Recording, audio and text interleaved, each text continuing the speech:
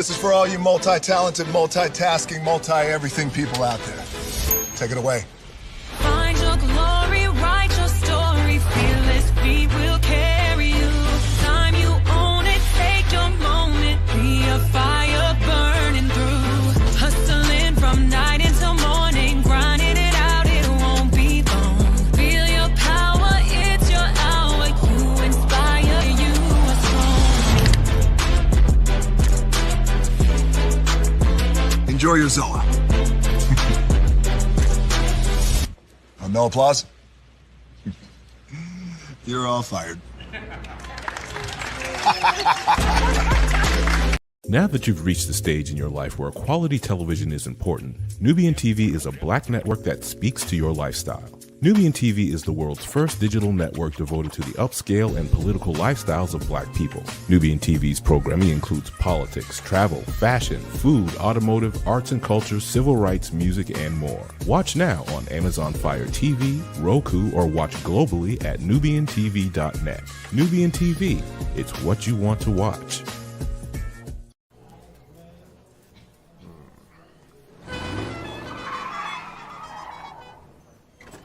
Come with me if you want to live a more delicious life.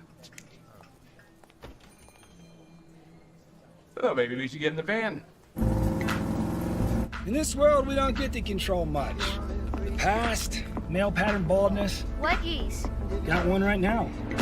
The urge to pop that bubble wrap. But there is one thing we do get to choose every single day: what we eat. Welcome to the Sonic Department of Research and Deliciousment.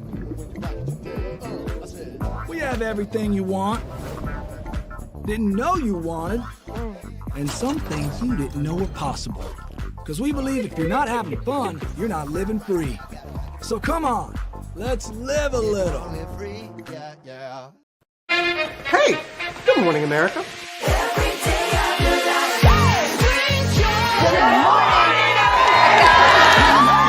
Good morning, America. Good morning, America. Good morning, America. Money! Are you ready?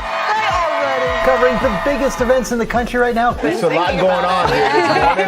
It's always a good time. That's what the show's about. That's good. Really good. Very good. Coming in hot. Jimmy coming in hot. It's far from elementary. Oh. Good morning, America. I'm not going to try to strut like Michael or anything. I have known George a long, long time. Have you ever gotten him to dance? Look at that face. You don't just see it, you feel it. I'm in. I'm in. I'm in. I'm in too. I'll be there. I am here and so happy. I'm in. I'm in too. I'm in. That tells you something when Snoop Dogg's in. Michael, George, Lara, Ginger. Caesar. Just look at him. Politician. General. Author. Ruler. Man.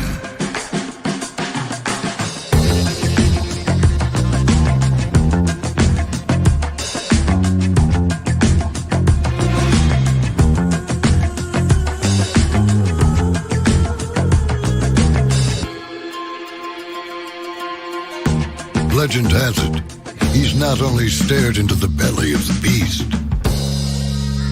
he's had it for dinner.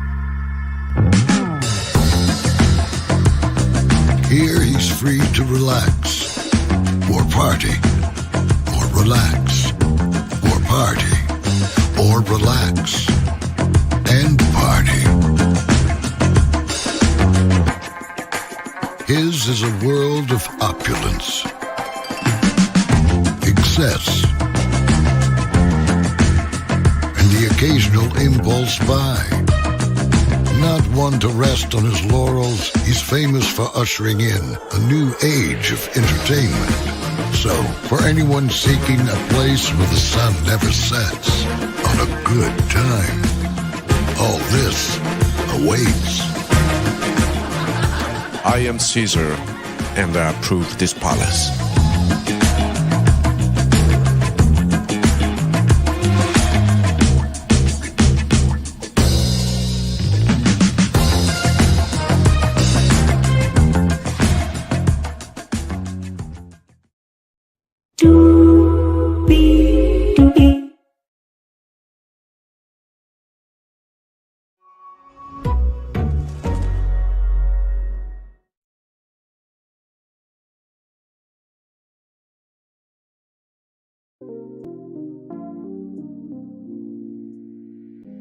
You know, whenever I hear not one to rest on his laurels, he's famous for ushering in a new age of entertainment. And I am seasoned. I approve this palace. It kind of jolts me up a little bit, like, oh damn. Well, it looks like we do have a show to do. Hi, everybody. Welcome in. Glad to have all of you here. I know that for those of you who watch us on regular schmegular basis, you know, Tuesday night will be a whole new tour. But tonight, we wanted to do something a little bit different. This past Saturday, I was on a beautiful, beautiful, beautiful content creators channel named Reina Creole. Y'all know we cover theme park news, and actually tomorrow night tomorrow morning rather at 11 a.m. we're going to be talking about Universal Studios Hollywood, a very, very big development there. But y'all know we have been covering all the Disney movies from D23, Epic Universe, Dollywood, a little bit of everything. And so I was like, you know what? I'm really going to step out on faith and try something new. So tonight, what you're going to see is a whole different side of Braylon. For those of you who watch us on regular schmegular basis, you know this about me because I execute it every single time we're live on tour. But for those of you in the bushes on the replay gang, and for those of you who genuinely don't know me, I'm going to show you a side that's going to be like, you know what? Maybe Braylon is actually cool. So with that being said, higher is waiting, low is available. But either way, we are live on tour. Let me take down this iconic intro here. You see the virtual tour background. Yes, you do hear virtual tour music. Yes, you do. And then there is me. Hey, everybody. Welcome in. Glad to have you here. So let's get to the begin and do what we do. I am. Oh, hang on, y'all. Well, the sound is sounding good, which is nice. So let me get it up here, and here we go, everybody. Here we go.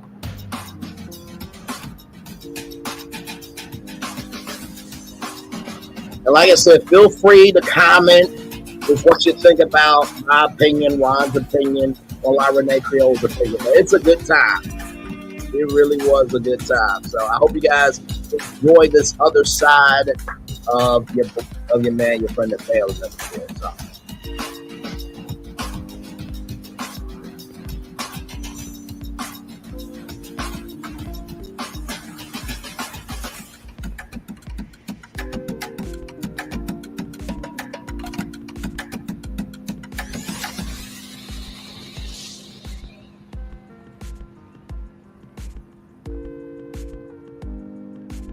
Such a cool countdown intro, by the way.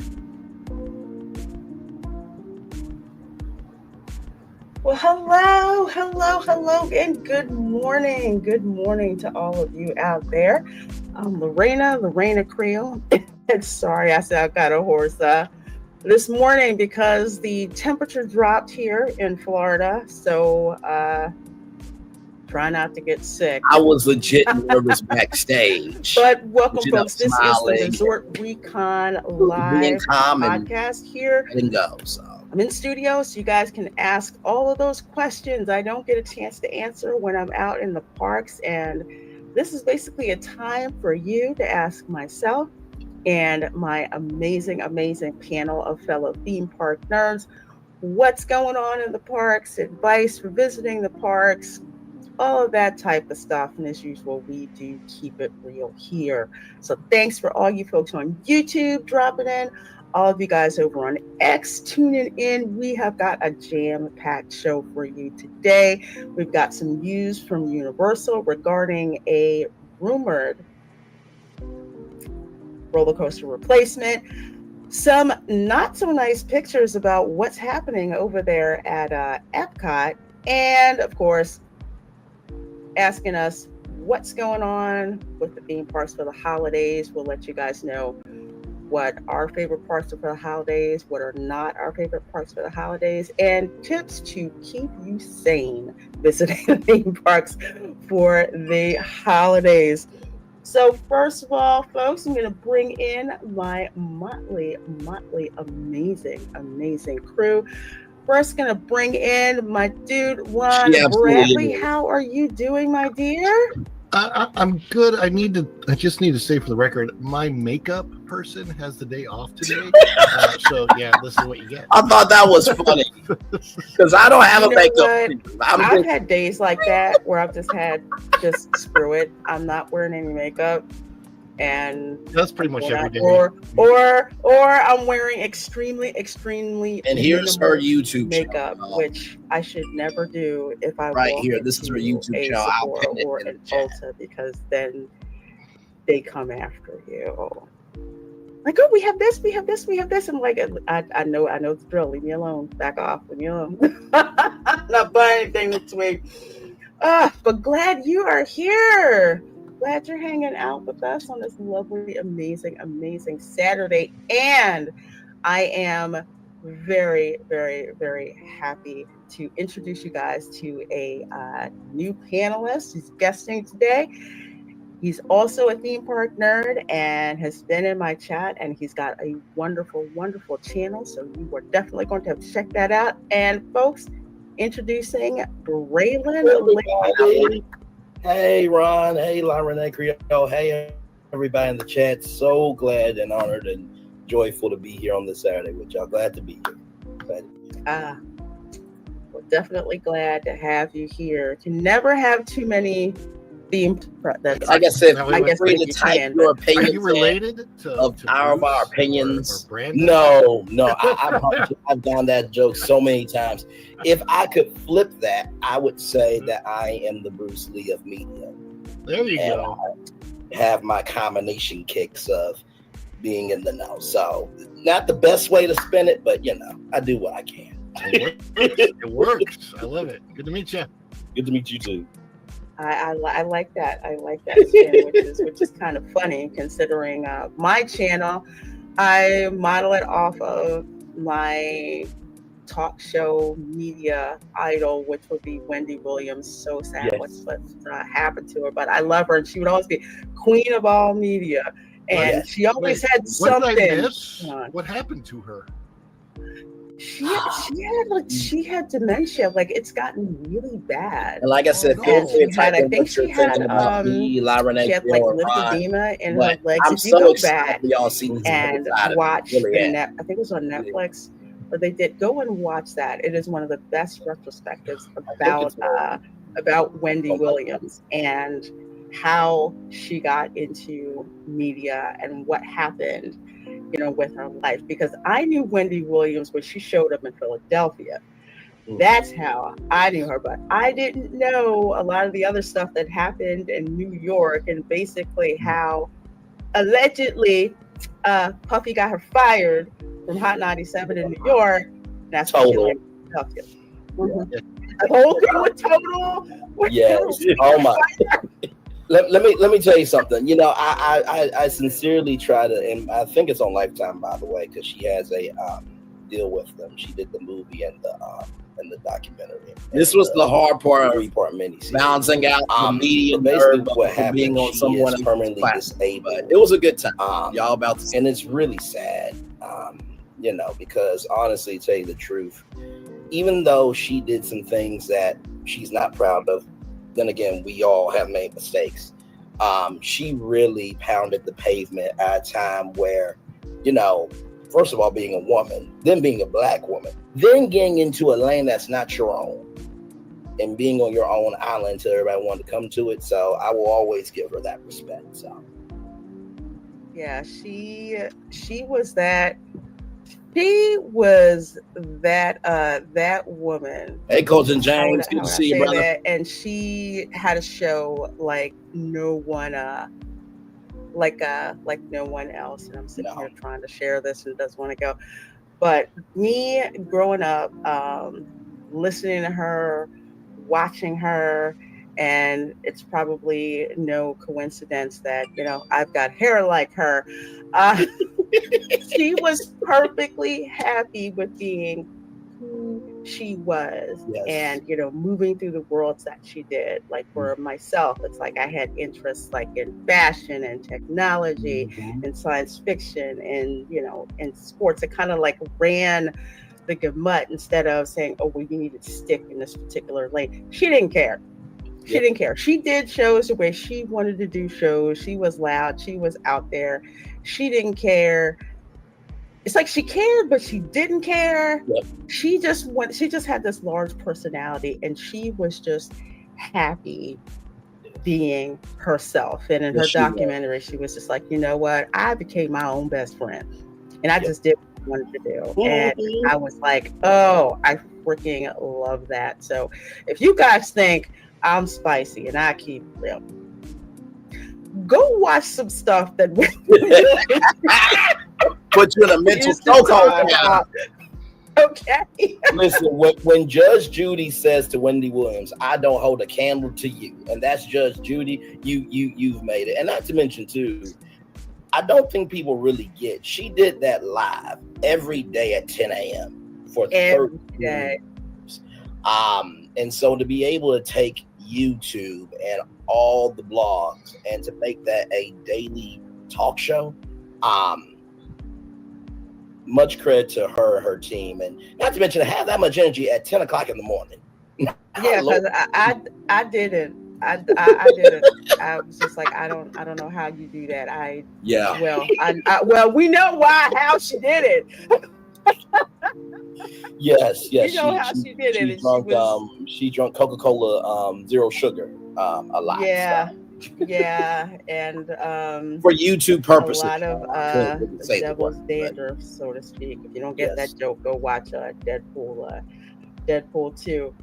But yeah, I love her to death. If you guys see, sometimes I feel so bad. It's like I send a dossier out to everybody on the panel before a show, but that's who I got her from. Hot Topics. Wendy Williams, she would grab all the tabloids, she'd look through them, and that's how she would start off her show. With, it was, and a fun fact for those of you who may not know. So in the early days, she would have notes in her wigs, and she would actually pull out the notes live on air. I mean, she really went there with the show, and not to mention too, I think the heart of the show was she made $1 out 15 cents, because most talk shows, they are built on guests, or as I like to say, these are celebrity interviews to make sure they're not homeless on the street. I say that jokingly, of course, but because those celebrities wanted to come on her show, she made Hot Topics. Yes, this is the same thing. Yes, it is. There's a reason I do that, but yes. Let it snow, let it snow, let it snow. Say hello to my little friend. Bronto Kilborn, no, she is legally incapacitated. She is, because of the dementia and everything. Wow. She and let's put it this way, she had that so under wraps that people didn't know until after she did the documentary that's what she was suffering from. And I didn't know until today. Really? Yeah. No, literally, I did not know. Because when you pull her up on YouTube, it's like sometimes I don't pay attention to dates. Same. Like, so. Nobody can do it like her. That's for damn. Even on her talk show, like I was saying, she made Hot Topics a thing because nobody wanted to come on, so it would start 10 minutes, 15 minutes, and then it became 20 or 25 minutes. But it was to the point where she was going to rehab, and somebody took pictures of it, and then she came on her talk show live and said that, I go to a rehab with some smelly boys, there's a call time and everything else, and then I get in the car, come to the show, and then I go back to rehab. And she admitted that live on her show. Yep, she did. She's always been vulnerable. I will say I'm very tame compared to Wendy. Okay, listen, I give a lot of love, grace, and space on this people in the media compared to what she did and their health. But you know what? Nobody, especially the good. It always seems to happen to the really good people, where something happens and their health. That energy has not been on TV. The thing that happened to Christopher Reeve back in the day, the horse accident, which some people say was not completely an accident, which is kind of also scary. And then.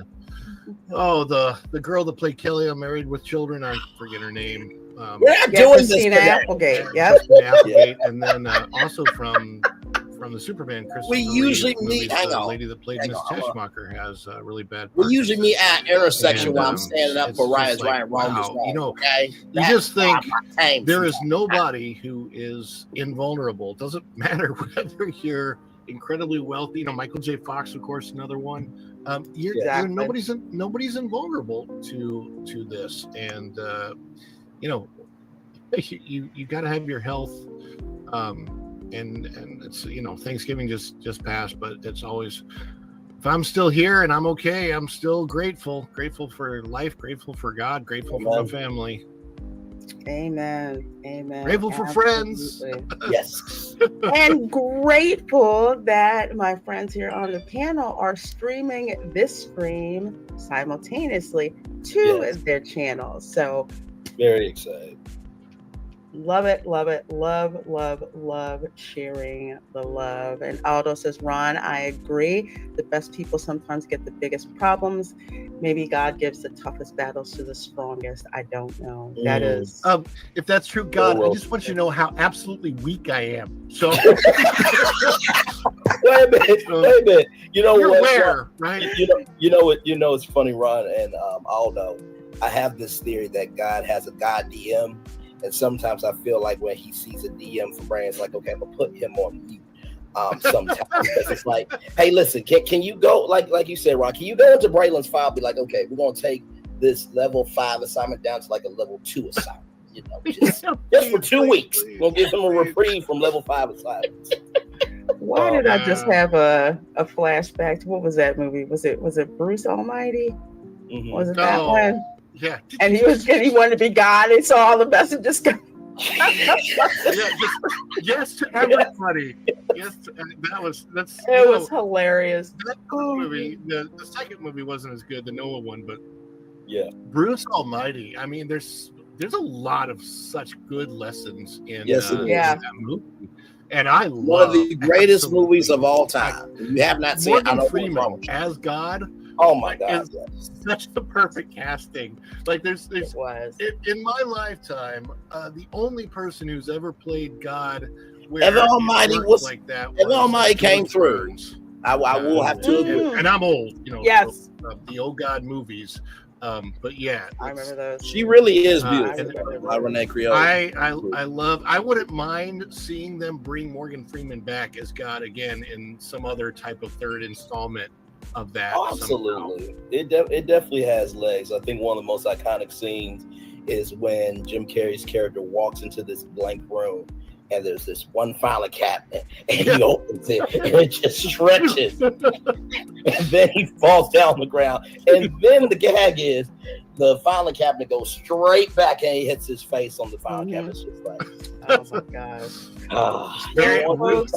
Really good writing. Very, very good writing. Oh, thank you so much for becoming a member. I sure do appreciate that. Thank you. So much great stuff for members. There's member emojis. There's a member post, which reminds me. I want to do a membership progress on my aerial theme Christmas tree. Yes. I'm wondering where the tree is. If I did membership, I probably stuff that's on it behind the Plus, wall. Watch parties. We're going to be watching nothing messy, Alien and Romulus this month, and of course the annual watch. But shout out to everybody who does a membership, because that cannot be easy to keep up with that content, Jermaine content. Shout out to y'all. Awesome sauce. Love you guys as members. Love everybody. Members, appreciate the heck out of you too, for real. So let's get into the theme park news before we start talking theme park for the holidays Q&A. This first one here coming to us from WDW News Today, actually coming from their Universal Parks and News Today. This has to be what I would call the worst coaster in Universal Orlando. This would be Rip Ride Rocket. The reason why it's the worst coaster for me is 3 reasons. 1, they went from 30 songs you could pick from to like 5. 2, the best part is right here, where you go straight up and then straight down, and then after that it's kind of like a snoozer. And part 3, the third reason, is if the weather drops, #snoozer on that roller coaster, like really low, it won't run. Yeah, the tracks. I think the track cracked or something like that because of the cold. So yeah. So down quite a bit. But to be fair, I think this particular coaster, if I remember correctly, suffered a great deal of damage during the Sharknado season of. Oh, we still Y'all gotta remember watch that. Roughly a the movie? decade ago. Oh my Lord Jesus! Shark Shark Week in a don't movie, play that child. because it will get claimed. I know. Oh my because I totally Yes. forgot about those movies. Oh my God! Sharknado 3. Okay, we have to watch that one because that one they did film at Universal and featured Cabana Bay Resort. That's the one where. Oh, hey, beautiful. You know the Hang on, let me Sharknado pause movie. it. Hang on. So, y'all, this is the beautiful Reina Creole. Yes, thank you very much. Thank you and Ron for a wonderful time. Reina Creole does not just do this though. She does Florida Bingo. Welcome to Florida. Florida Man Bingo. Yes, and then she does the Spice Lounge. She is so damn gifted at what she does, and whenever you're stepping out on faith, you know how Melody talks about heart posture. I do think there has to be an agreement of a connection of how souls relate. And, I watch all the theme park channels, WEW Today, Mickey Views, DSNY Newscast. But to see a Black woman be a nerd about something that she cares about, I knew the significance being up there. And I just wanted to, in the words of Walt Disney, plus it just a little bit. Of course, Ron and Reina Creole, they're in Florida. I'm in Ohio. But y'all know how we do over here. We get down in theme park news. I am that nerd. So for those of you who weren't able to see it on Saturday, I'm doing this watch party to not only showcase love to Reina Creole, but also to show y'all that there is more to Braylon. Because I think sometimes people look at me and they're like, okay, what did Wendy Williams' parents say? Too much, too fast, too loud. I dream big, I go hard, and sometimes I put 20 on 10, but it comes from a very sincere place of love, grace, and space. And so I wanted to show you, this is just the beginning. Reina Creole is about to get a pitch for this roller coaster. I hinted at it on the last show. I think it was 3 with the T, but y'all about to see the pitch. And I did this live. She had no idea. Ron had no idea, but very impressed. So, and I think Reina Creole should be having a stroll tonight, I think, if I'm not mistaken. But yes, y'all go support my girl, Reina Creole. Excellent content creator, soul, and hopefully we can meet in person one day. Hopefully I can compose myself, because it's one thing to be a nerd, there's another thing to be a Black woman, then there's the beauty. So it's a lot for Braylon to take in. But anyway, let's roll on. Love you, Reina Creole, for sure. First of all, if you think anybody has a bad idea, remember there was somebody in the meeting that said, hey, let's make movies about sharks and a tornado. And yes, they featured this ride heavily in Sharknado 3. That's the one where everybody pretty much did a cameo in that film. So if there was ever a true Universal Orlando film, it would be Sharknado 3. And you see, I wish that I would have been in it. I had the opportunity to be in it because there was very much an open call, and I didn't go. And I'm like, I kind of regret that to this day. I'm like, that would have been fun just to show up and be somewhere in the back, and you know. Well, I mean, hey, listen, there is an audience out there for everybody. Nostalgia is trending. So, I mean, listen, Sharknado 4 could be a possibility. Oh, no, Sharknado 4, 5, and 6, I think, have already been done. I don't know. Now, for the record, I had no idea. They've been done. I kind of stopped at started 3. to drop off. Good idea. Execution. I was wobbling. Cut like a 90210 episode where they intercut the Sharknado scenes to make it work. That would be hilarious. Just to see I am hearing intercut. I bet you somebody did. It would not surprise me if somebody did for real. But yeah, this is a rumor. Intamin multi-launch roller coaster replacing Hollywood Rip Rod Rocket, written by Katie Francis. Now, Intamin already has one multi-launch coaster at Universal Orlando. Do you guys know which one that is? I had no idea. I'm gonna be real. Very, very honest. It's not Velasco. Is it Velasco's? Winner, winner, chicken dinner. It is the Velocicoaster, which is my favorite coaster in the whole freaking park. I love that coaster. I love it so much. It's a great coaster because it's also scary. As you know, I will say that is the one good thing about Universal. They know how to evolve the storytelling, where they keep the soul of the franchise, but they diversify it where everybody can have their own moments. Because the River Adventure is for the 90s and the Velocicoaster is for today. So they seem to know how to understand the spectrum of their audience for sure. I would love to. There's a Jurassic World ride, I believe, at Hollywood, right? And I wish that there was some way they'd bring that here. They should. That would actually be a really good addition to Epic when they Thank you, Venus. Much love to have more Jurassic at Epic, like a Jurassic World as one of the gateways, and Epic would be really, really like cool. I said, I hope to be on Obviously, very they're soon starting with Reina Creole on another episode, start with, especially that all in good time.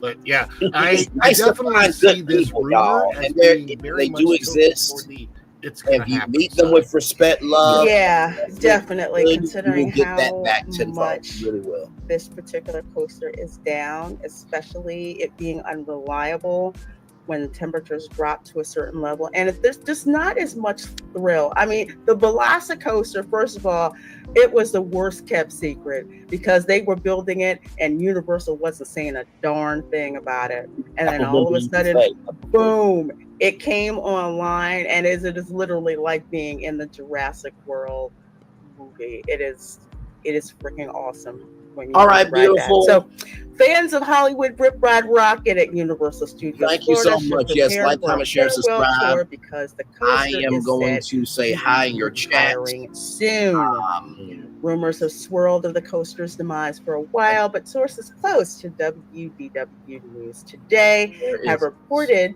it's soon to be replaced by a multi-launch Intamin coaster.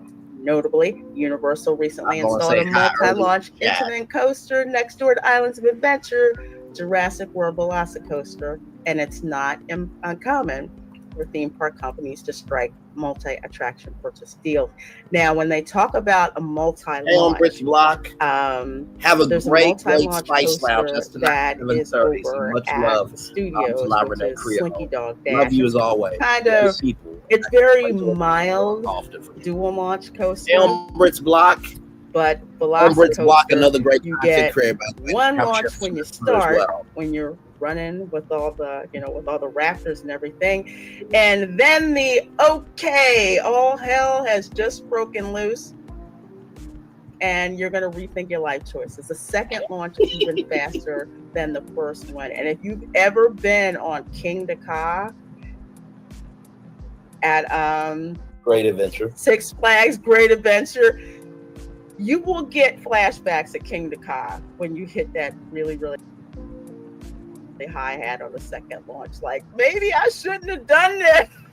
And also, too, the fact that they play off of the velocity of the intensity of the roller coaster, that also kind of helps as well with the velocity, for sure.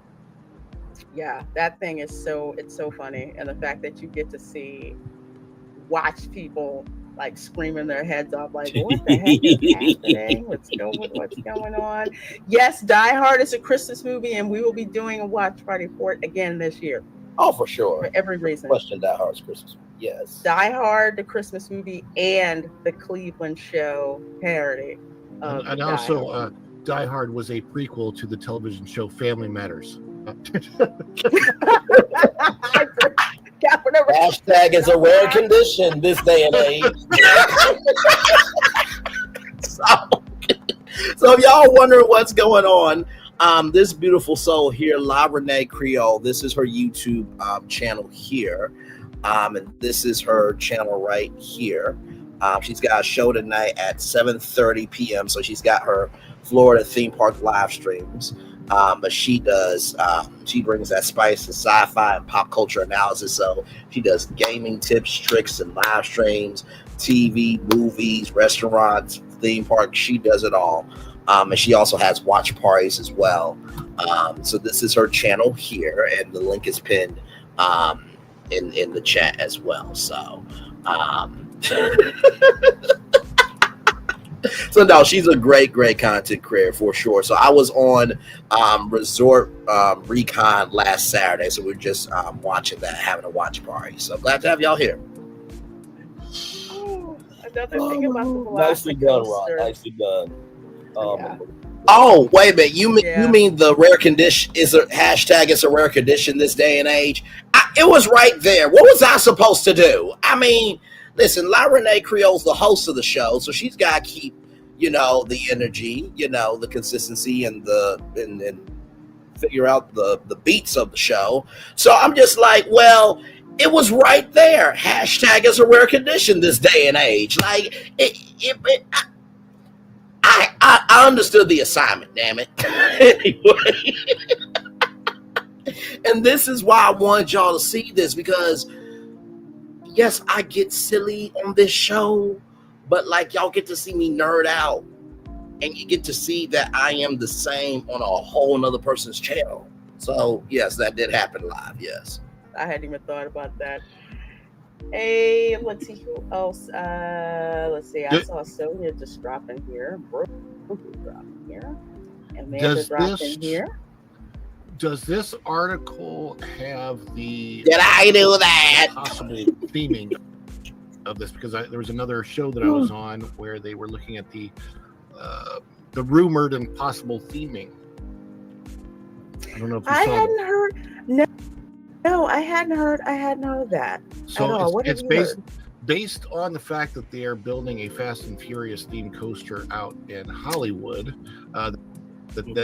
That they might be doing that here. And I was saying, theming wise, that kind of makes sense because their current, if my understanding is correct, and I've never actually been on it, the Fast and Furious attraction here apparently is not particularly popular, or it's not that great. No, it is the worst. It is the worst attraction. It would make a lot of sense for them to then, because of that property and its popularity, the actual movie itself, to do Fast and Furious, a different version, a different coaster than the one that they're doing in Hollywood, but also because this whips through the cityscape of New York, and so that could be a part of the storyline of the coaster of a Fast and Furious race through downtown New York City, kind of a thing. Yeah, I could see that, especially when you're talking dual launch. You have your first launch, if you have your second one, because there's always that hang time that they have going on in the Fast and Furious movies, the slow motion, jump like that. I can totally see that happening. May I pitch a theme live now? Sure. Like I said, when my media brain gets to brain, just follow me, because my rambling comes greatness. If you have Epic Universe and you got Super Nintendo, I pat myself on the back for this. And everybody may not be able to go to Epic Universe because right now it's the multi-day tickets, but eventually you'll get single part tickets. Maybe this can be a Rainbow Road coaster, because I remember from IAPA that there was some lighted tracks, right? And you talked about the tracks, right? It was from 30 down to 5. They just came out with the music. So if you think about New York City, New Donk City from Super Mario Odyssey, and then you can keep the stage right there, and then Mario can be in Universal Orlando, so that way people can go there, and then that will drive them to Epic Universe. So I'm not saying I'm available. I'm available. Universal, Yeah, that is. Although Lorena, I'm sure, would love to hear that the proposed idea for the Fast and Furious coaster is that Jason Momoa would always sit next to her. Yes, that that would you I laugh, did not but know this the about only reason Reina I'm going to go Creole. see the Minecraft movie is because Jason Momoa is in it. They don't have him looking at his usual manly self in that movie. No, he doesn't, and he looks like a hair band member gone wrong and stuck in the 80s. And I'm all here for it. Yes, I do. I simp hard for Jason Momoa, like Anna, that Star Wars girl, simps for Henry Cavill. I am very honest. So basically, if she gets an invite to Fast and Furious 10 Part 2 and she gets to be in the press line, it's a requirement that has to be Jason Momoa or the assignment will not be done, basically. Yes. I just like to say for the record, I simp hard for a Venezuelan woman named Virginia Bradley. That's his wife, Right. Virginia. That's his wife. Virginia, yes, you That's do. right. Well done, Ron. Well done. Oh my God, child. I'm telling you, one of the reasons why I like that Fall Guy movie, why I added extra points, is they had Jason Momoa in it, and that's all I'm going to say. But anyway, I forgot about that. I am very much looking forward to this coaster being removed and something else put in its place, because it's just not as hype as it used to be. Now, for those of you who might have missed Ron's commentary of, that's a lot of connectivity, it is, because like I said, we covered this on Virtual Tour Live with Epic Universe, right? You can only get multi-day tickets. You can't get single tickets. The theme park packages happen on October 23rd, and then I think on October 25th, if you were an annual pass holder, you could get single day tickets. I'm sure single day tickets will come. But if they revived that, and I forgot to say this, but those rings, those can be like the glittering, star rings from Rainbow Road, right? And you can have a Mario stage show right there, which would give some connectivity, like Ron was saying, of Nintendo at Universal Orlando Resort, and then that will make you go like, well, wait a minute, the Rainbow Roller Coaster is only over here. I want to go to Super Nintendo World, and then guess what? If you're at Super Nintendo World and you hear, wait, there's a Rainbow Road roller coaster, there you go. So Universal, I am available if you really need me. I'm right here. Let's roll on. Back in the day, and it doesn't have the staying power like the Mummy coaster does, which is really awesome. If it's really cold today and y'all are out of Universal, go when the Mummy returns. There's fire in there. Trust me, you'll get warm real bad. That's the one. And don't worry about the bugs crawling all over you. Yeah, don't. They'll keep you warm. That coaster, I think it's a good coaster to replace, because it reminds me of like an older Six Flags type coaster. Honestly, it does have that kind of a vibe to it. Yeah, it does. It's just not keeping up with today's theme park world and the competition that's going on, and for what Universal is known for. I would just like to see something, better, something improved, replace it. Here's what I don't want to see happen to this coaster. I don't want it to be replaced with something that has much lesser theming to it, horrible boring points, and about 75% downtime. And maybe not load the track with broccoli. Y'all will understand why they say broccoli. Do that, okay. And yes, Bugs. There's a scene. If you've ever seen The Mummy, and the scarabs come out, there's a scarab scene in there, which is really, really. I love it. Freaking cool. The Mummy's a great coaster. It's fun. It's fun. It's very different. It's not just a coaster. It's a whole experience. and not to mention too, you think about the theming and the world that they did. They did that before theme parks really, took it to that energy. And although what Ron and Reina Creole sounded like, They sounded like you were at the bar, and there's this huge drink that is the fan favorite of the bar, but it gives you a horrible now. They're like, go ahead and take it. You sure? Yes, nothing is going to happen to you. Nothing. What was that? Well, What was that? there's a drink like that at Galaxy's Edge? Disney. No, I was gonna say at the Tambu Lounge Bar. Called the Lapu Lapu. You drink 2 of those and you're invisible. I was thinking of the fuzzy from tauntaun. experience, huh? What? Which one? The fuzzy tauntaun. Oh, he said speaking from experience. I said the fuzzy tauntaun. I think it's called the fuzzy tauntaun, with the one that made your lips buzz. It had those. No, I didn't drink that one. No. I didn't drink that one. I always had the Bespin Fizz, the one that's got the dry ice. Remember the one that I drank in honor of the Acolyte being canceled? The only thing I've ever had at Oga's is their version of the blue milk with the cookie on top, which is a much better version of blue milk than the one they sell at the stand. Oh, they did go in Shogi? I didn't know that. In Hollywood? Oh, in Hollywood. Oh, okay. Oh, not dang. Here. Yeah, I was gonna say I no, the ET was protected.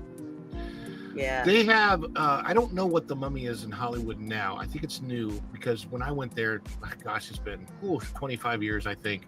The Mummy was like a walkthrough experience in Hollywood, and it was not at all like our roller coaster here. And I think they made a more exciting Mummy attraction over there in Hollywood, and that's what he's talking about. Let me know if I'm wrong, going Shogi. Okay. No, because they don't crawl on you. The scarabs don't crawl on you. Let's just say there's a projection, and they sound and look very, very real. Your mind can make you feel it, though. Like it's one of those things where it's like, oh my gosh, that you like. Maybe it's not happening, but yeah, it's. I would say that the queue, if you've ever been to the Indiana Jones attraction in Anaheim, which I have, which is freaking awesome.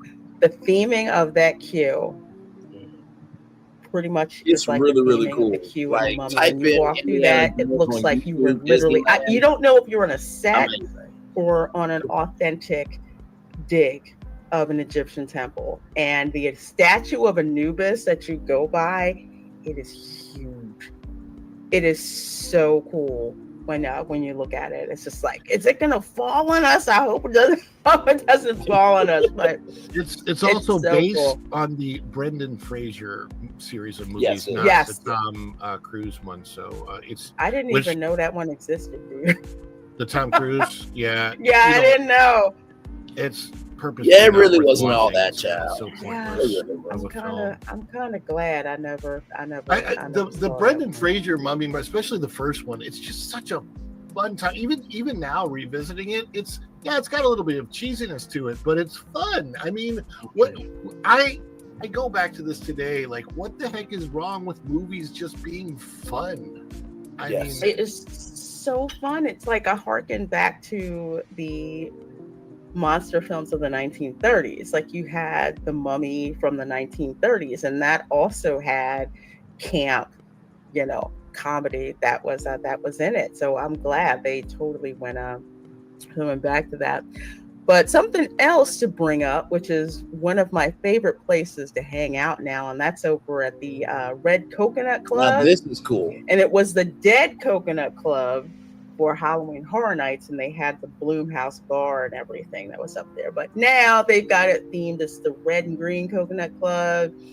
So you've got like photo ops like this, like the Mistletoe Pine Ski Lodge, and what else you got? They've got like see, it's all swagged out.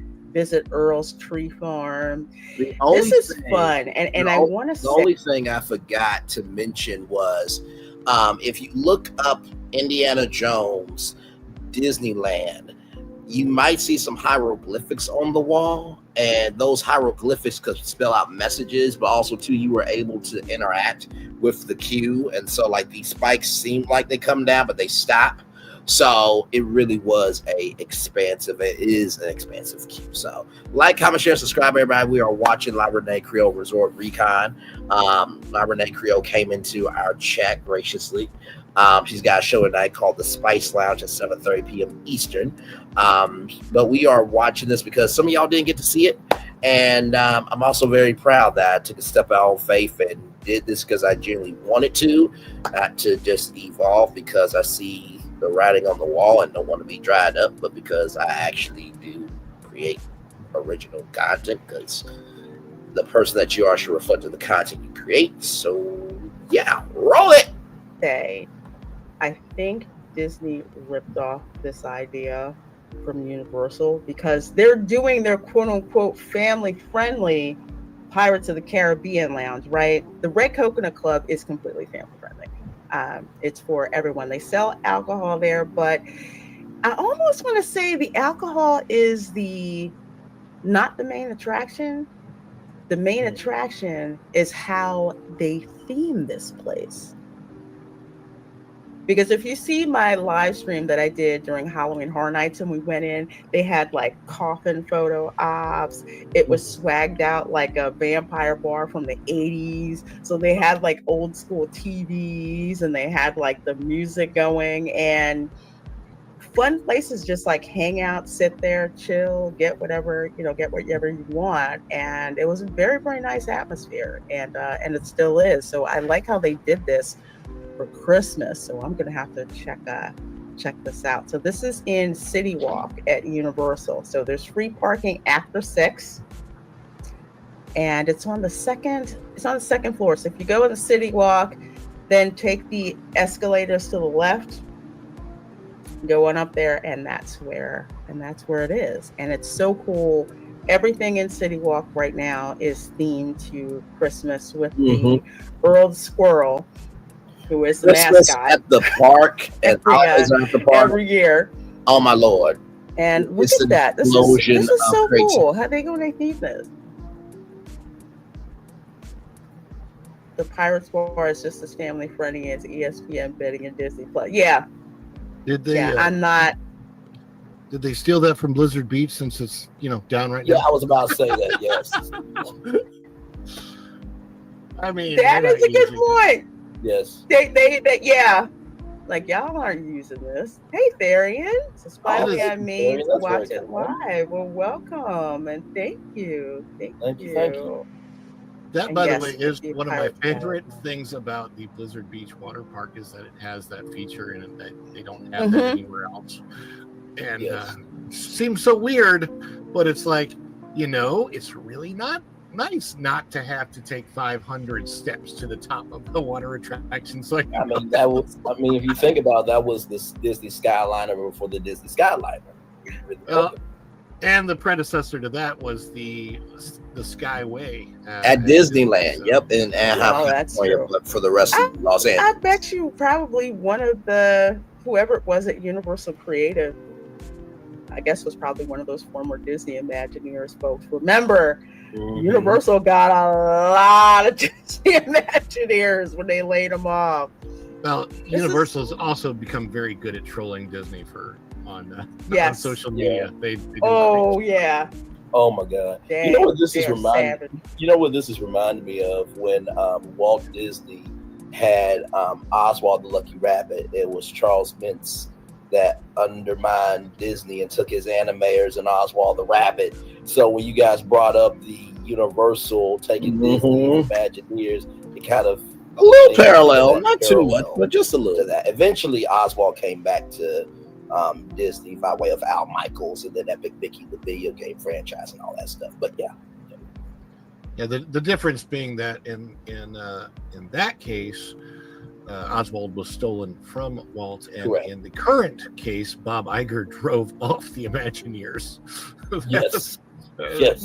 Well, Bob Chapek and Bob Iger, to be fair, drove off the whole large slate of creative Imagineers, and Disney has lost some of their best creatives over the last 15 years. Yeah, because it is uncanny. I mean, not so much over at the studios, but you'll see in pockets in the studios because it was a different part built from the bottom up. But Islands of Adventure, that was built from the bottom up with former Disney Imagineers, and you feel it every time you walk through that park.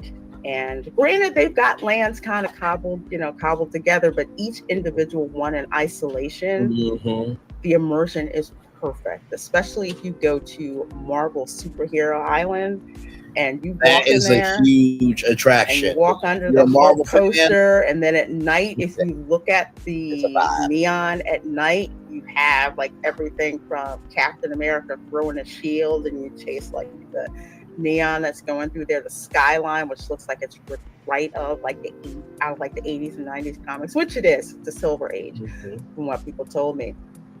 It is just amazing, and it's uncanny, and you can tell stuff like this. Ooh, I need those nutcrackers. I'm just saying. Hey, sure, I just realized, Lorena, friend, how are you? I've never seen a picture of me in the. Just to reset everything here. Hey, y'all! So we are watching Reina Creole. She is a content creator. She covers theme park news and gaming and pop culture events. She has a show tonight called The Spice Lounge at 7:30 p.m. Eastern. And I was on this show last Saturday. Some of you didn't get the chance to see it, but I wanted to showcase a different side of me, because y'all know how much I love theme park news. So to be able to showcase my nerdiness with other theme park nerds was really, really cool. So it's over 2 hours long. So we're at 41 minutes and 44 seconds, but it is a great, great time. Universal Captain America costume, have you? I don't think so. Okay, so you're gonna have to show me. I'll share it. I'll at some point in time share it with you. I gotta find it, but it's not very good. It's not a very good picture because I wasn't supposed to take it. But I auditioned for. I auditioned for and made Halloween Horror Nights. I was a scare actor in 2010. And about 2 weeks after they cast me, they said, "Hey, can you come in and read for this other part?" And I had literally no idea what they were doing with me at the time, but I was actually in really great shape at the time, and they had me try on the Cyclops and Captain America costumes that were the costumes of back then. So I snapped a quick selfie of myself.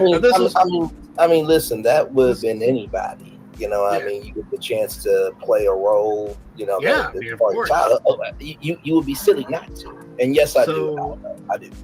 Yeah, so I did that, and this was prior to the first Captain America. Now, I'm an air hockey fan myself, okay? Foosball is not my game. I don't understand it. But air hockey, in my mind, that's my guy. But it's very interesting to see me in that dorky costume. Oh man, you're gonna have to show it to me. I'm looking at this, and I'm looking at this just gives me like 90s vibes. They have the Coca-Cola bar that's here. They've got, foosball table, cheesy Christmas lights. It's just fun. Now the really upscale bar is like upstairs. So I think there's I want to call it like a satellite bar down on the bottom floor, but the bottom floor is more themed to like places to sit, nice photo ops and theming. And then the absolute crazy bar with all the alcohol is upstairs. So this is where they have the Bloomhouse experience, even complete with the Megan doll, which is really cool. So this is actually, this is upstairs. I like this with like the old school theming. Almost looks like gift wrapping paper. There's just something very tactile about this. When you see it, it's like you think of any of like those not old crazy, but like 80s crazy, like what was it? Ski School. What the heck was that? I'm blanking on what ski movie. It was like a comedy. I can't remember. I cannot remember it right now, but it was really funny. I think it was Ski School. But is that like there's the white elephant they've got up here somewhere? Yeah, right up there. So it's like the white elephant. You ever had the white elephant gift exchange? Oh yes, those are fun. White elephant exchanges are fun. Yes, for sure. And I love the cheesy decorations. This is just fun. And the Red Coconut Club is really nice to check out down at Mistletoe Pine Ski Lodge. I like how that looks too. That's really cool. Yeah. So yeah, go and check it out. Even if you can't visit Universal for the parks for the holidays. It is. Visit It is. City Walk, and there's all and like of I said, stuff. and like I said before, Nikki News, I wanted you guys to see this. Because like I said, we cover anything and everything over here per usual, but for y'all to see me in this light, that, when you put Braylon in a different space, he's still the same person. You know what I mean? Plus, I love being able to share fun moments with you all. If my mom, my dad, my sister are watching, this will be the first time that they see it too. So yeah. So I hope you guys are enjoying the show so far. There is more to come. I'm just pausing to just kind of get you guys into what's going on, because there's people probably coming in and I'll be like, what's going on? So glad to have y'all here. Hopefully y'all are enjoying the other side of Braylon Lee. On how they have it swagged out. It's very comparable to what Disney has going on at Disney Springs, which is, I'm starting a little earlier about the theme park segment, but Disney Springs is actually a very good experience to have during the holidays. They do stuff there. They kind of keep it under wraps, but really is a cool experience to do. Very family friendly. Did they steal this from Gaston, Ron? Is that Gaston's antler? Yeah. You know what? It's funny because over at Gaston is the villain in Beauty and the Beast. Uses antlers in all of his decorating, so even the wreaths, the Christmas decorations that they have up have antlers. It's the part new fancy in the wreaths, and all the Christmas stuff everywhere. World. Speaking of Christmas, question: have you've seen the Christmas tree this year at Magic Kingdom, Lorena? Correct? Yes, I have. Is it not? Does that doll? There's a doll that looks like Megan under that tree. I swear, it gives me Megan vibes when you're walking in from the left side, and there's a doll that's just sitting there, and it's just. I mean, it really is beautiful. That lounge. It doesn't look exactly like her, but it's okay. All good. We'll be right here. We'll be right here. No, Brogu, it's not liquid. It's LED lights that they have going on. And they do have a projection effect, which I have seen. They do it for rain. So it looks like it's the coolest thing. It'll look like there's actual rain and puddles on the floor, but it's a projection. Very cool. It's so cool. I've seen them do it in the Halloween Horror Nights tribute store. They also, not the exact same thing, but there's an effect they do with roaches too. Oh. The same thing. It looks like, yeah, it does. It looks like roaches on the floor. Nice. Thank you so very much. Nice. This was a nice super chat. It really was. Thank you. Oh, I'm sorry. So I have a question. No, I heard my name. I was cheering for Abu Nas. Yes, Abu Nas. Yes. Happy to finally pop in and show my love to my awesome producer. Thank you, my dear. I swear Disney needs to pay money to you for doing this. They don't deserve you. Meanwhile, I'm cleaning my house, listening in. Oh, very. That was a very nice. Thank you. I appreciate that $10 super chat, my dear. Appreciate that so much. Please do check out Abu Nas's album Security Concepts. It is on Spotify. It is absolute fire. If you miss old school hip hop and tired of the freaking mumble rappers, you need to check it out. Mumble rappers. Like, what did he say? What did speak up? I like full sentences in my raps, please. Thank you. I know. It's like, come on, give us something to think about. Yes. You know, but yeah, you gotta check this out. Again, this is down It's really nice. It's really nice. It's a hidden. No, they don't have the old school tabletop game. Oh, can that? No way! There were these. That's with the fishes, right? Yes. Was that the water one? Okay. Yes. Because there are several different old games like that. I think so. I saw that one. I do remember that They have different tables. Like I wasn't around for it, but I've seen après-ski categories, card games. So other little cool things to do, while you're in there. So that's I love this. It reminds me of the Osborne Lights in a way. Yes. Don't remind me of the Osborne Lights. I know. I bet you someone at Universal Creative said, remember those Osborne Lights they got rid of? Yeah, it's that was quite sad. I will never understand why they couldn't have just moved those to somewhere at Disney Springs. There's plenty of places to put them up at Disney Springs, but they're gone now. I mean, what is Make-A-Wish? I don't know. Somebody's got them. The Make-A-Wish Village, which you just reminded me, and I may not be able to get a ticket by now, where you go, there's Give Kids the World Village. That's what it is.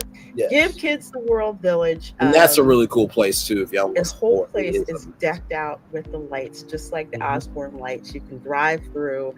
The money goes to Give Kids the World. I think the proceeds from the Disney license plates goes to Give Kids the World, right? I'm trying to remember. That or Make-A-Wish. Or Make-A-Wish. Yeah, that's why I bought one, because I was like, I don't want to go to Disney.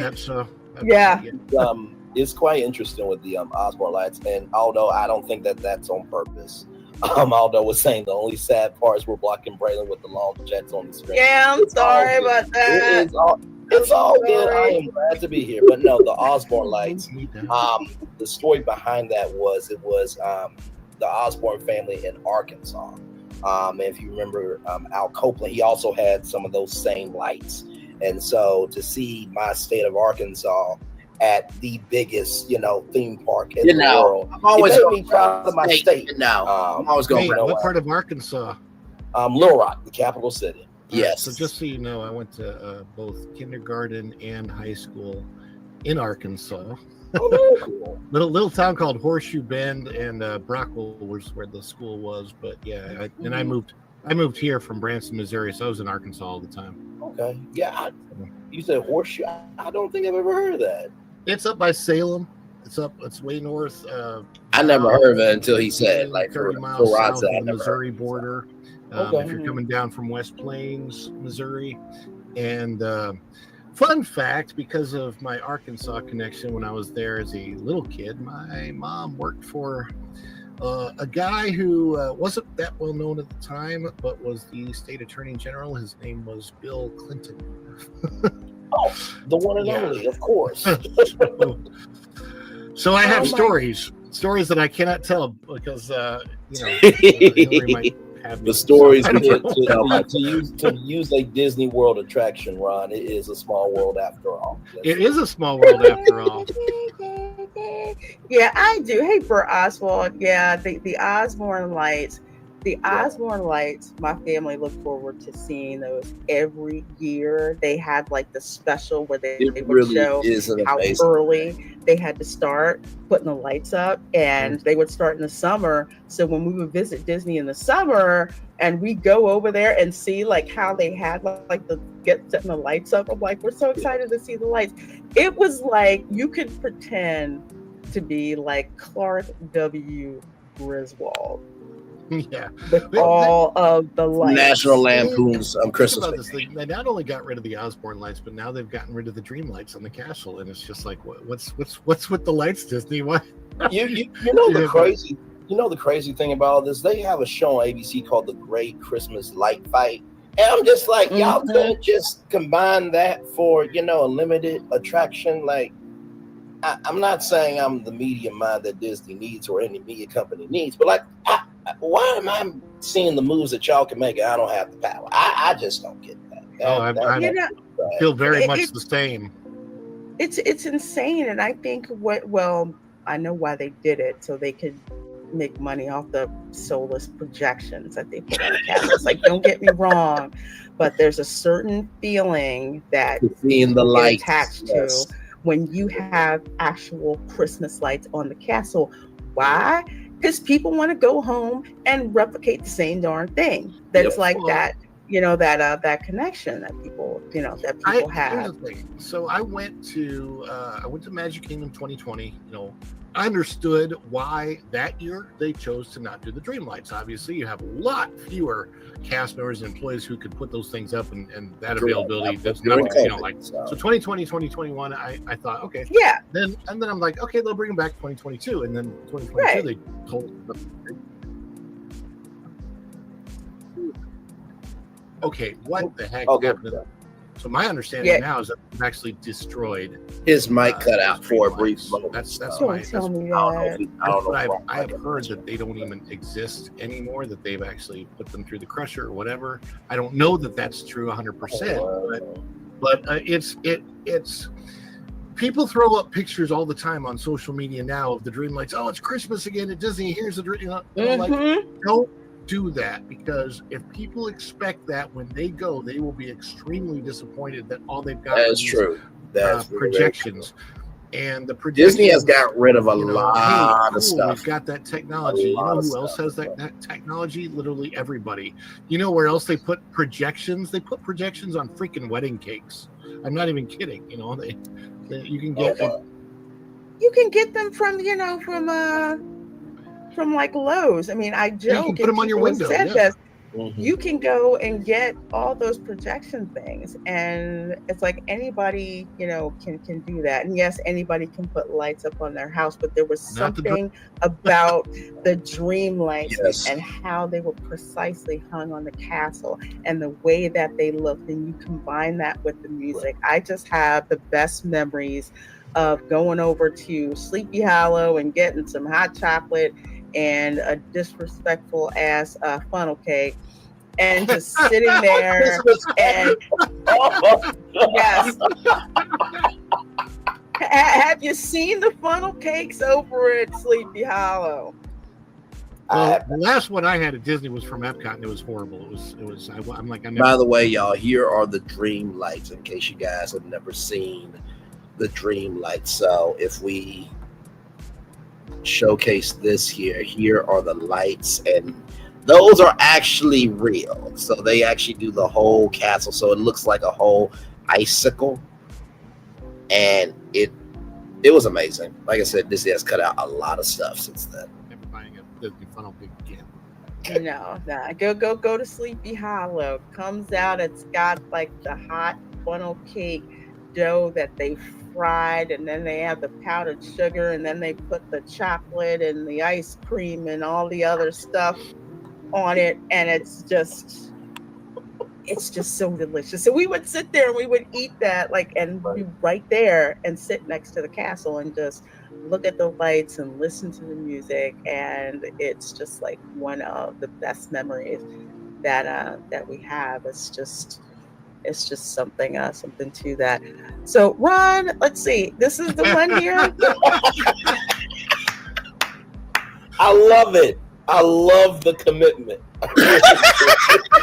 That was it, man. He really was committed, though. He really was committed. 190 pounds at that time. I was so fit. And this is old school Captain America for those. This is so cool because you can see this version of Captain America at Islands of Adventure along with Wolverine. Okay, just when Wolverine rolls out, everybody wants to get pictures with Wolverine with the claws and everything. And that, and another time, usually when Spider-Man isn't busy and he's between meeting people because he likes to spend time with the kids, if I'm live streaming, he will come over to the camera.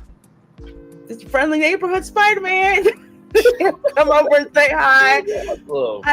Oh my gosh, this is so cool. I wish, well, they can't because Universal's got the rights, and I don't think Universal's going to give up those rights anytime soon. As long as in perpetuity. Yes, it's a stranglehold. It's a great stranglehold on Disney. It is. It is. They've got the best era of Marvel going on over there. Folks, yes, Braylon does have a YouTube channel, so please do go and love everybody. subscribe to him over there on YouTube. Got 100 of you watching between X and also between X and between YouTube. So we sure do appreciate the heck out of it. I will say this: when it comes to Marvel, if you're wondering why you are seeing Marvel Superhero Island and then you see Avengers Campus, you know how, like, for example, I'm trying to think of a really good brand, like Sonic, for example. Y'all know the video game character Sonic. There's the video games, there's the merchandise, there's the theme park rides, right? So back in the 90s, Marvel sold their theme park rights to Universal. Now, they sold the theme park rights of the characters from that decade, like the 90s and the 80s, right? Here's the problem. When Disney bought Marvel, Universal and Marvel came with an agreement to keep them in perpetuity, which means as long as they follow the costuming and the theming and the experience of the Marvel. Hey, welcome back, my friend. Good to see you. As long as they followed the guidelines and the actual rule book that Marvel set out, they can have Marvel at Universal Orlando Resort. So if you're wondering why does Disney have Marvel, but yet Marvel is at Universal? That's why. That is why. Yes. You guys be interested, please do make sure that you do hit that subscribe button. Yes. For us, we appreciate the heck out of you guys for that. Let's see. So let's jump into the the Disney news. I don't want to. Oh no, 1994, not 1924. No. No. That's just the handle. That's just the handle. So no. 1994. That was the case. I would be at the Haunted Mansion doing my residency. Great segue. Disneyland has an expanded queue. By the way, y'all, I am black, and I will never do the Haunted Mansion. So that was a great segue. But no. So if you guys know the handles on YouTube, my handle is Braylon Lee 1924. I was born in 1994. So that was a real funny moment. Here we go. Mansion. I saw this. Yes. And I don't want to say it looks like the Walmart. You never know what's going to happen when you're on live, child. There's no rehearsal. Actually, put some forethought in doing that stuff. So I don't want to trash Walmart, but this is what the extended queue looks like. So I'm gonna ask my fellow theme park panelists: does this look anything like the extended queue at the Haunted Mansion in Walt Disney World? No, I mean the one at Disney World, there's this family that's out in front, and you can follow the clues to see who, the Gracie dealt with who. I'm saying dealt, but YouTube terms. And then there's this thing where you can like play the different instruments, and the bubbles come up, and so it's more involved than this queue.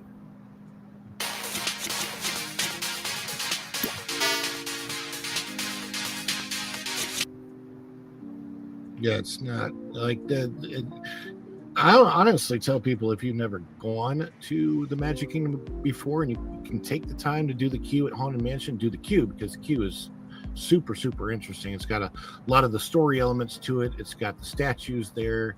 You learn about, who, like he said, who is who in the Gracie family and such. And of course, you got the gravestones. You got Madame Leota's gravestone popping her eyes out at looking at you and stuff like that. This just looks like this looks like a Six Flags queue. Like, this is just extra waiting area. Why did they even build this? What was the point?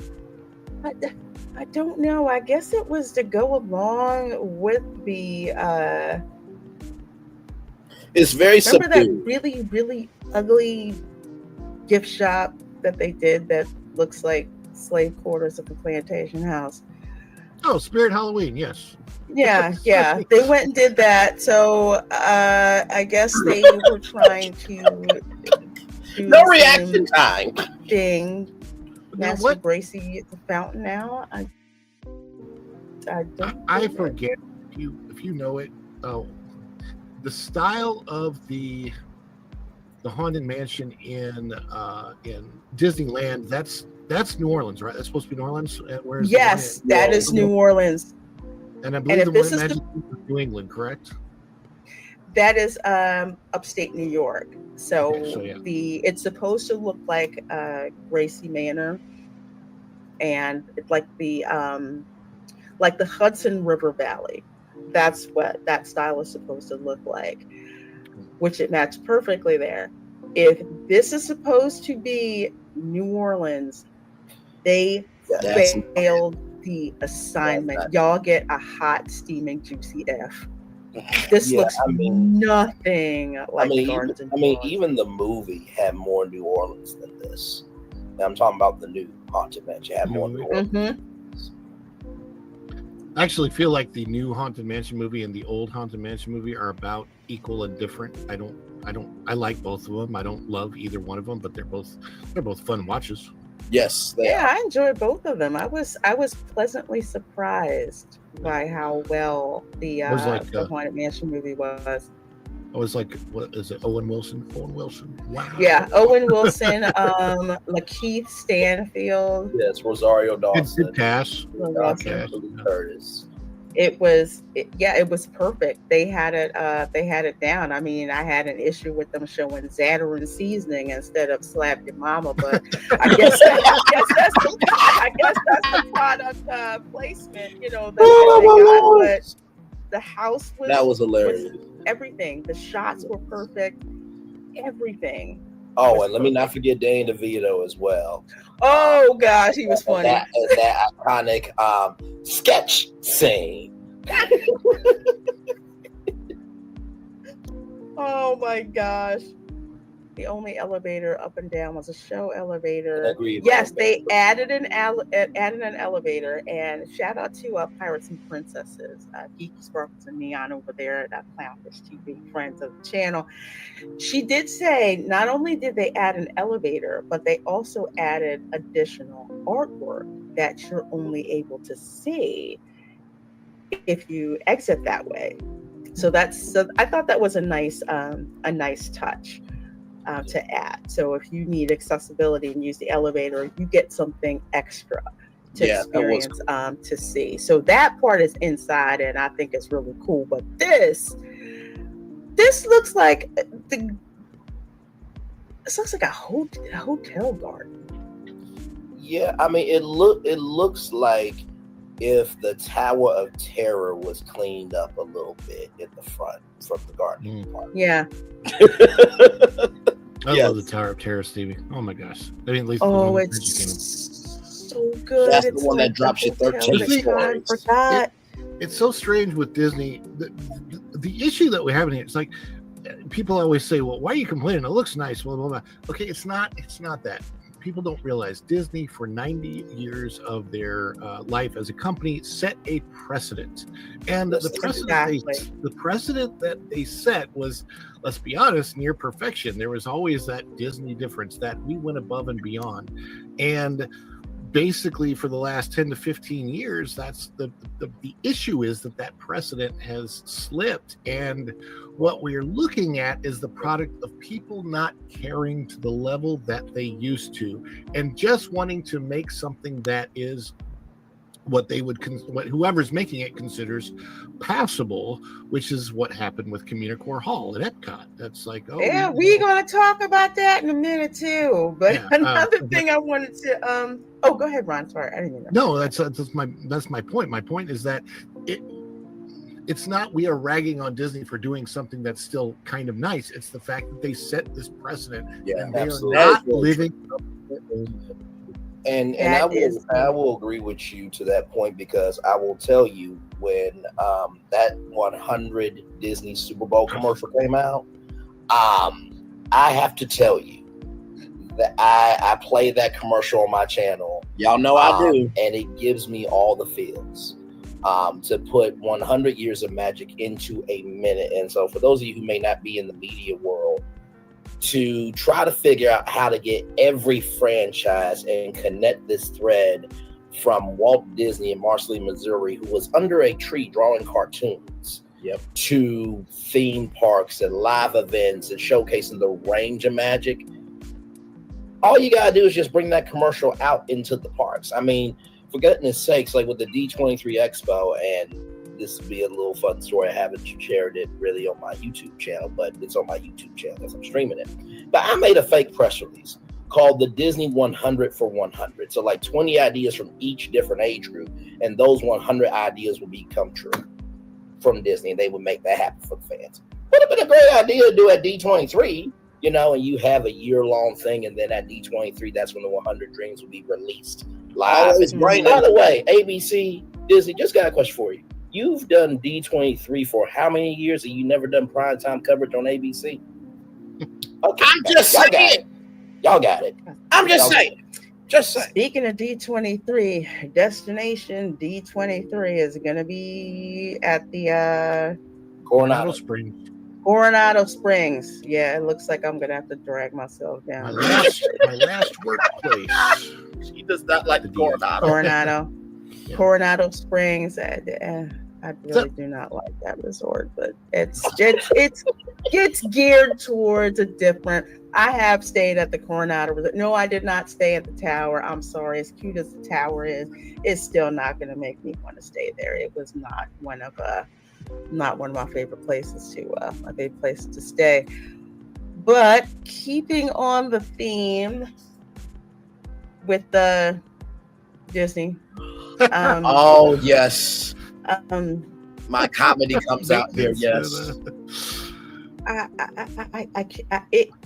If you think it's bad that there's a brain drain from a man, no. So her channel. The loss of maintenance. So this is her channel here, right here. So her channel, she does Florida theme park live streams, restaurant reviews, movie, TV streaming reviews, pop culture analysis, gaming tips, tricks, and live streams. So she has the Spice Lounge right here, Moana.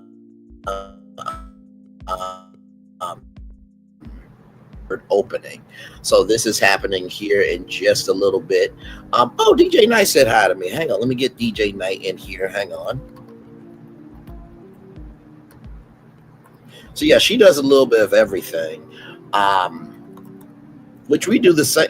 Here's the thing, right? It's wonderful to find people that, you know, they do different things and you do different things, but y'all do them in two different ways, but yet they're both are necessary and needed. So this is, hang on, let me go back up. Let me go back up right here. So this is Reina Creole. She came in our chat earlier.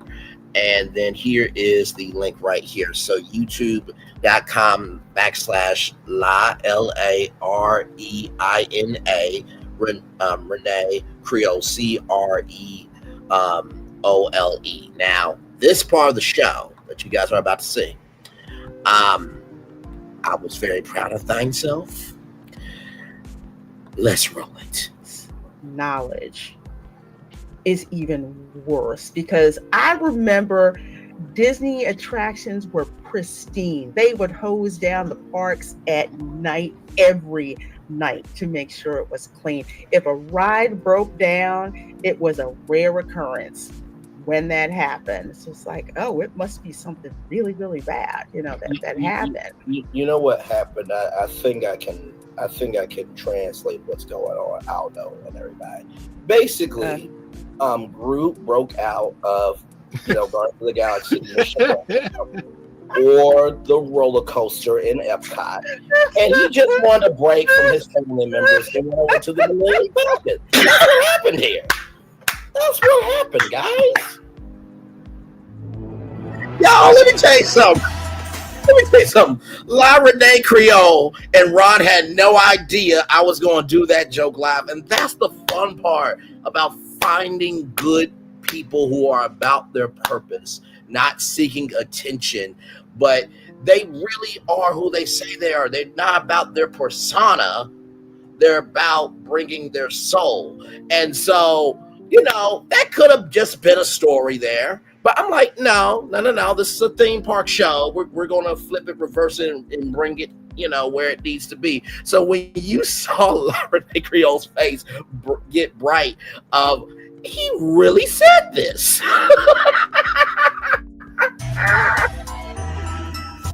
It's all good. Groot is okay. He's just taking a vacation from his family. Doing okay, Groot? Are you Groot? Groot, I am Groot. Is he gonna start going back and forth and vibing? I mean, it has the body structure to do it, so I would say so. So cute. Bow, back, and bow, back, bow. Hey, yeah. What's the matter with you? Where did I put Groot? Wait. Oh wait. He's behind the orange. He's behind the orange bird. I'm trying to bring that.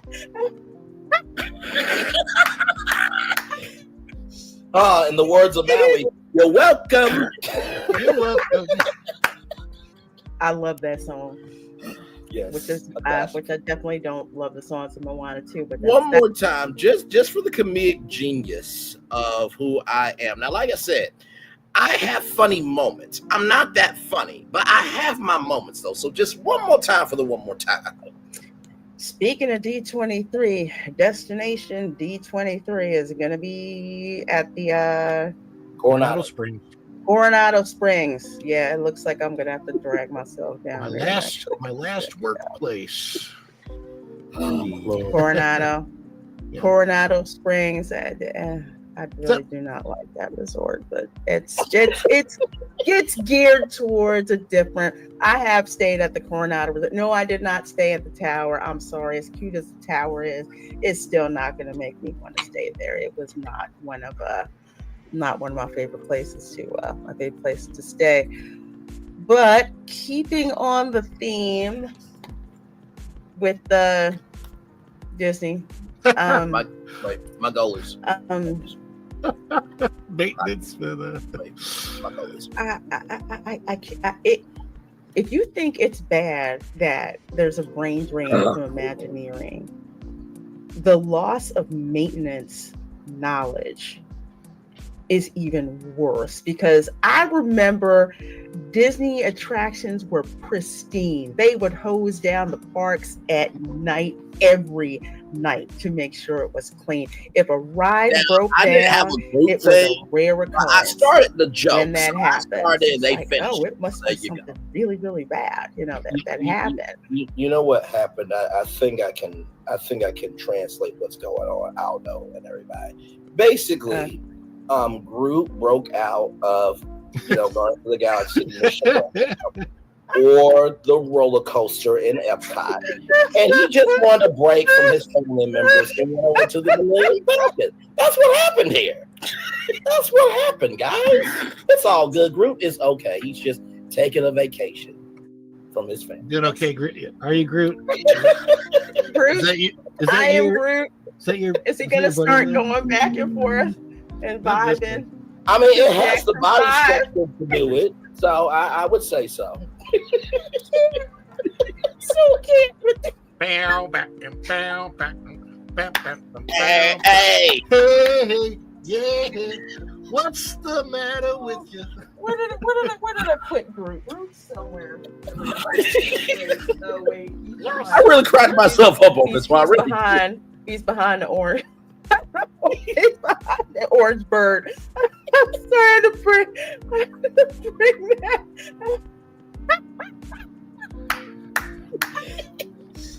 In the words of Maui, you're welcome. You're welcome. I love that song. Oh my god! Which I definitely don't love the songs of Moana too, but that's a different thing.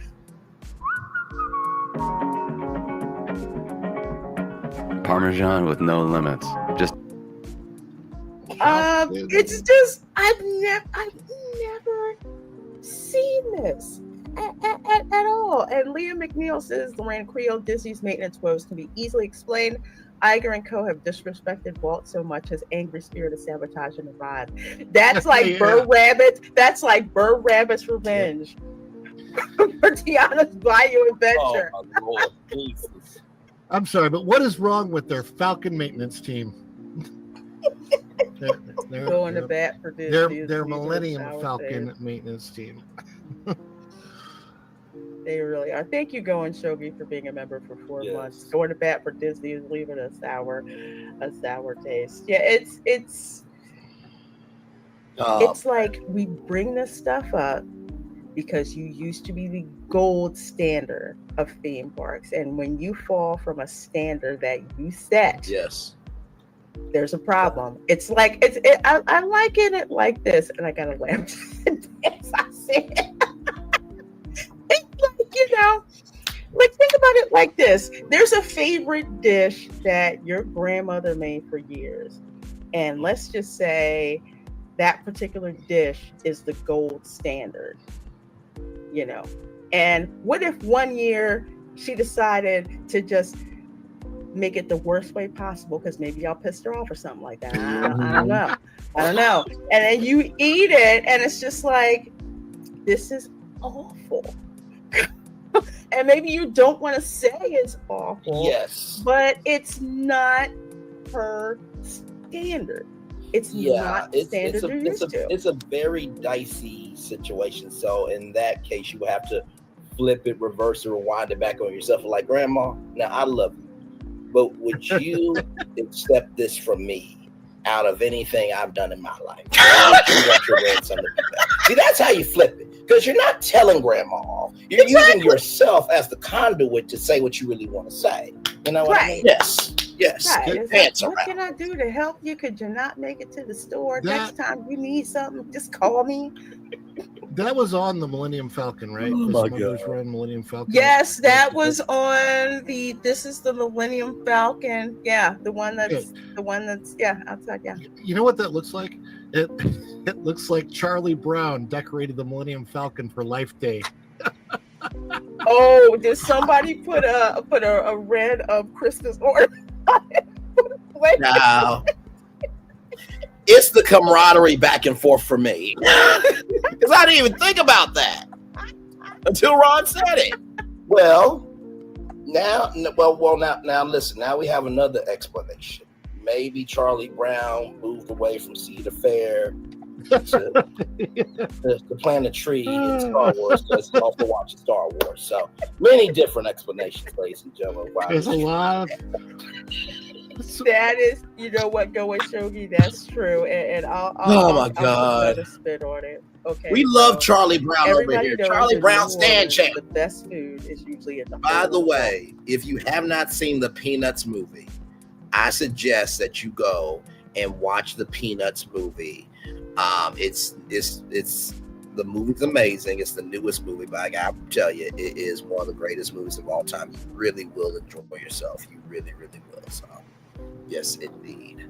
All right. All places. Yes. And I've seen, like we'll say, for example, Meemaw Thibodeau Landry makes her gumbo, but there's some days the gumbo ingredients are not as good as she would like them to be.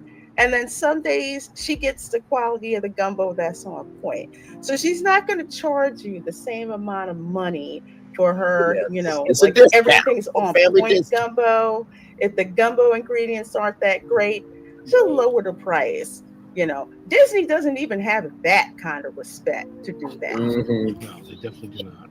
It's different if they're just like, well, why is the gumbo expensive today? Oh, well, we had extra this and grade A crab and all that. I'm like, oh, okay. Yeah, that is worth how much it is. Or if it's just like, you know what?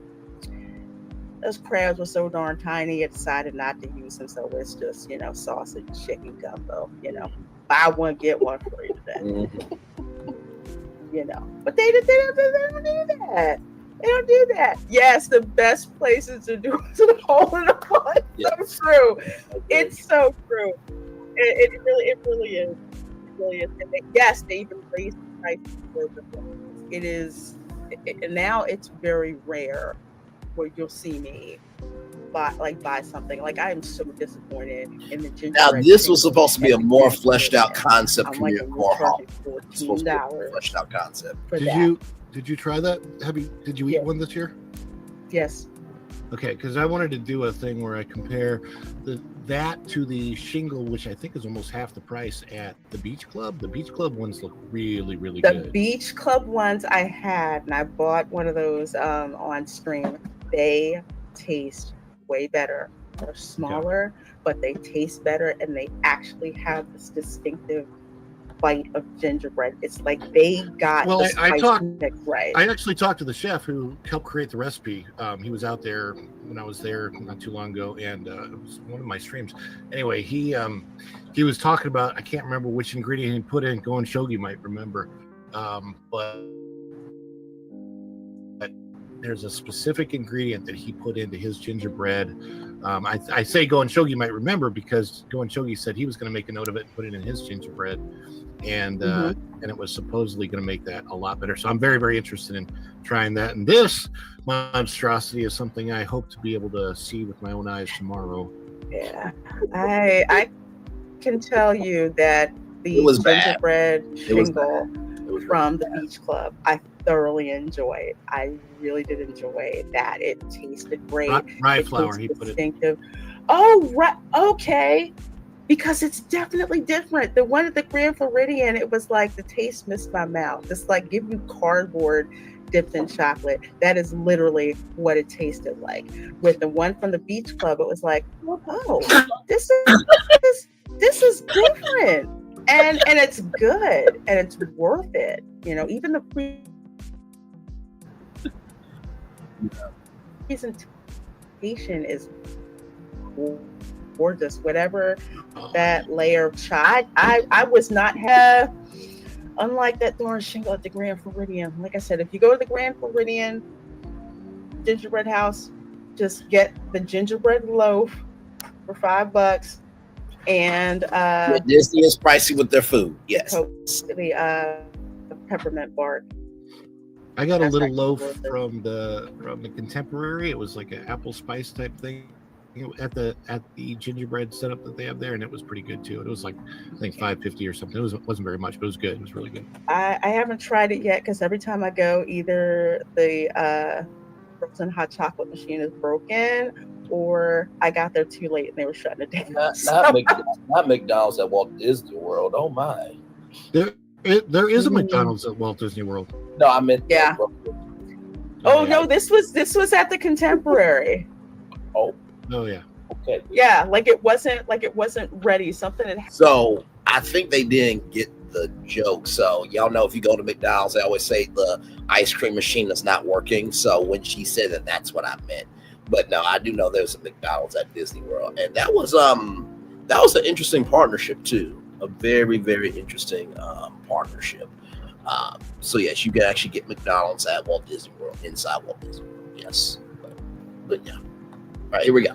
Happened with the machines. You know how when you go to get an icy, and sometimes the machine isn't quite working, so the icy isn't like super cold thick yet. Yeah, that's kind of what that was. So I'm looking forward to going back and trying this. But yes, this is the Communicore Hall. Liberty Mutual customized my car insurance, so I saved hundreds. But the money I saved, thought I'd get a wax figure myself. I have no words.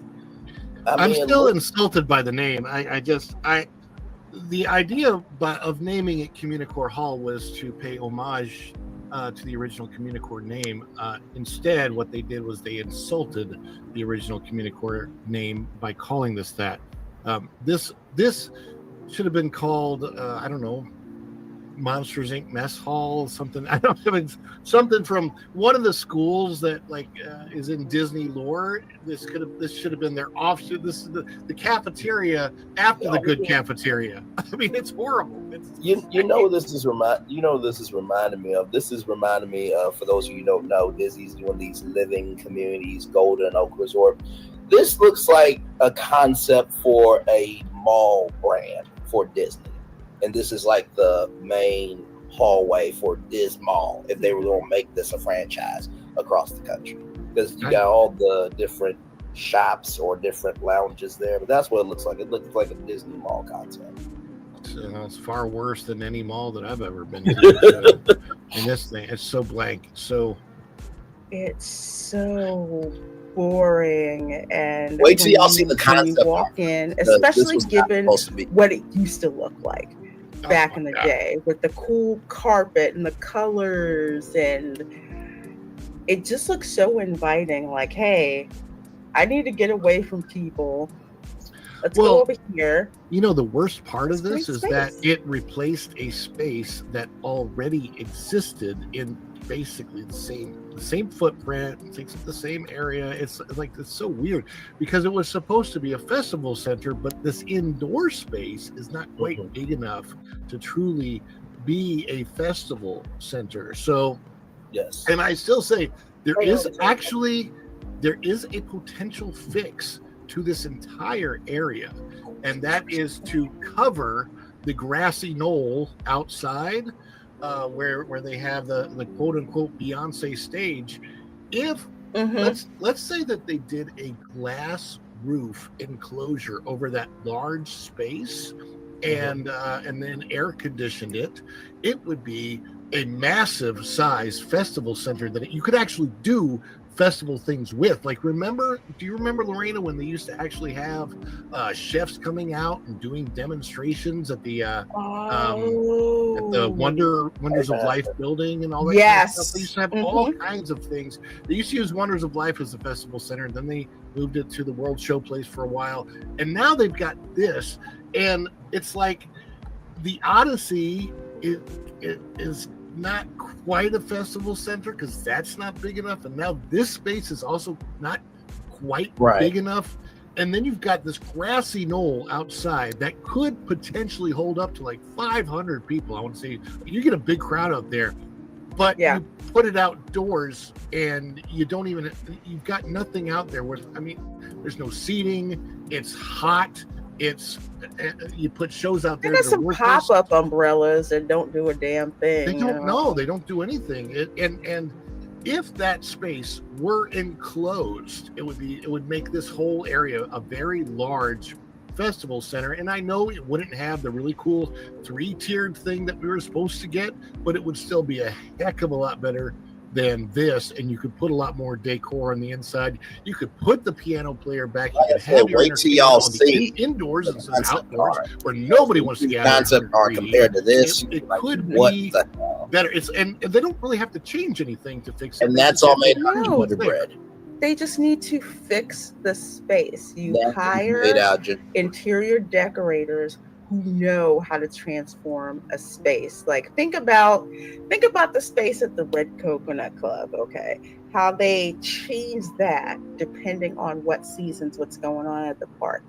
You get the right talented people in here. You get the event planner from the Four Seasons, or any Hilton.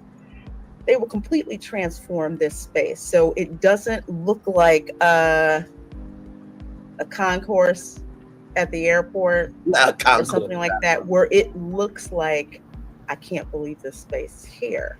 Because this just looks sad. Look at this little ball in the middle and there's nothing going on, and just dude looks like I'd rather be somewhere else. I do have to say it is quite sad because when I look at for example, Extreme Makeover Home Edition, with Ty Pantez coming back on January 2nd on ABC, I think.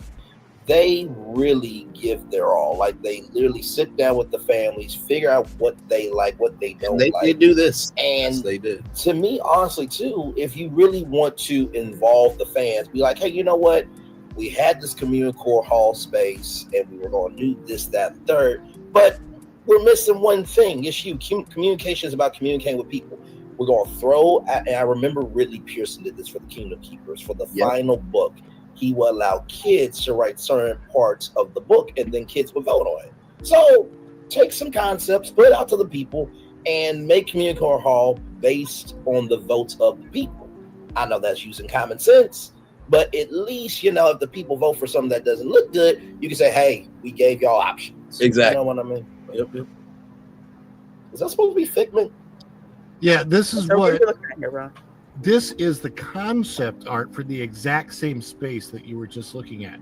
So from the this is the concept. The concept art of what it was supposed to be to what we are actually getting, you can see the difference. But if you look at it, it is very much the same space. It's just like what you said, Lorena. They get a few interior decorators in there, and you put some things in that actually make it look cool.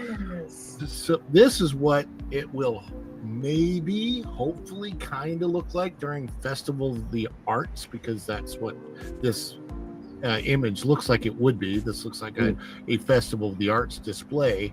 But like where Figment is right now, that's where they have the Epcot gingerbread spaceship Earth. And the art makes it look kind of cool, but the way it's lit right now and everything in real life, it just, I don't know, it definitely did not come out matching this concept art.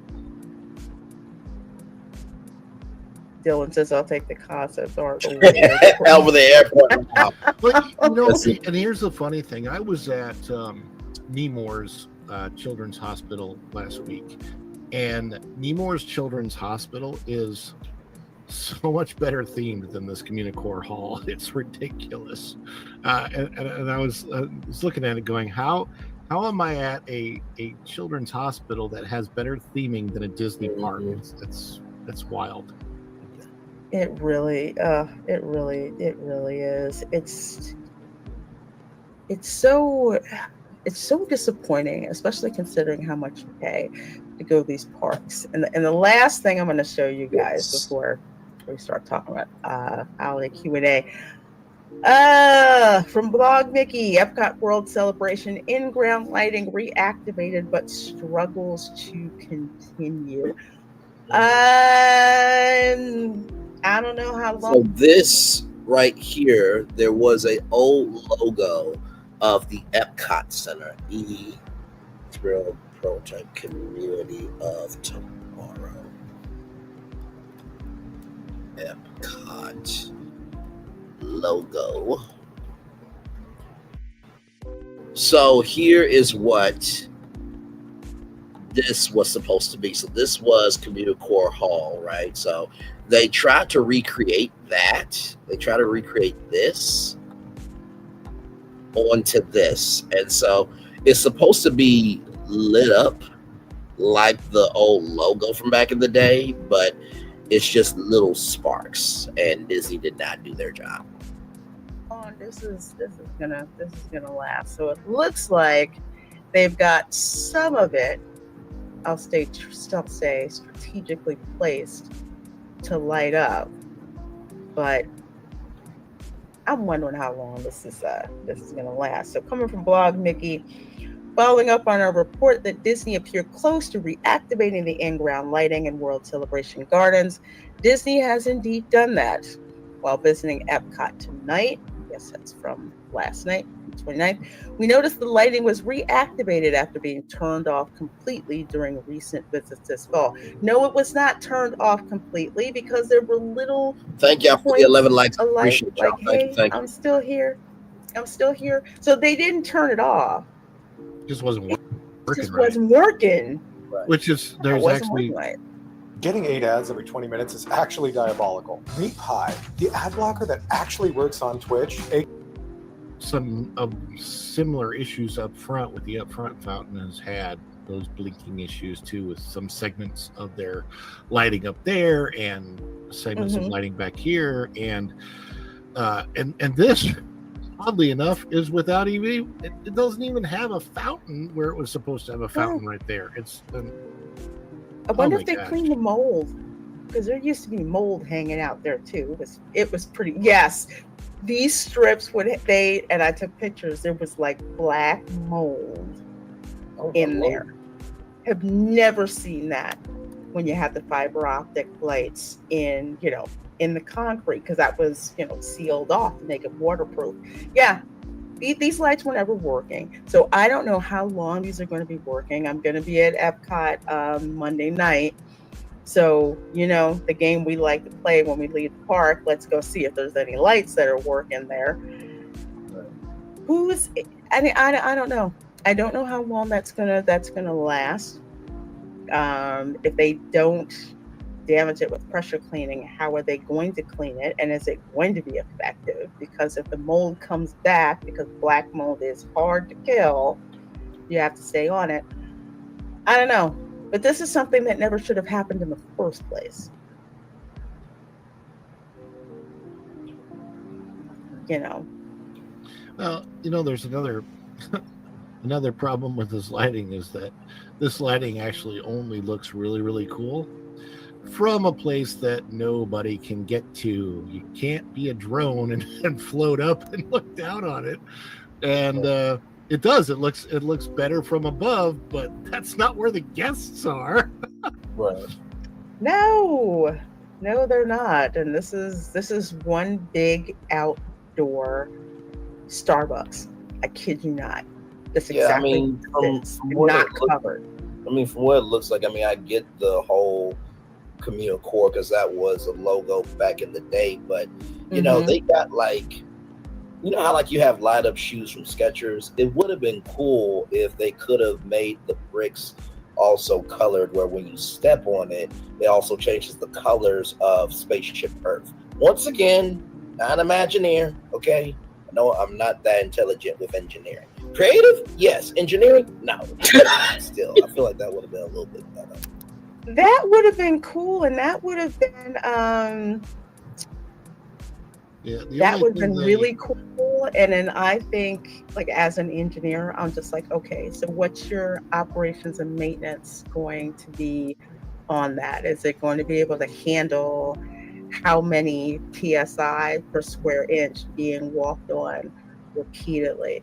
And I don't think that the Imagineers took that into account, or if they did and they were vetoed, because I've seen that happen too, where if you're an engineer, you say, look, you can do this, but it's not gonna last. Right. We're gonna do it.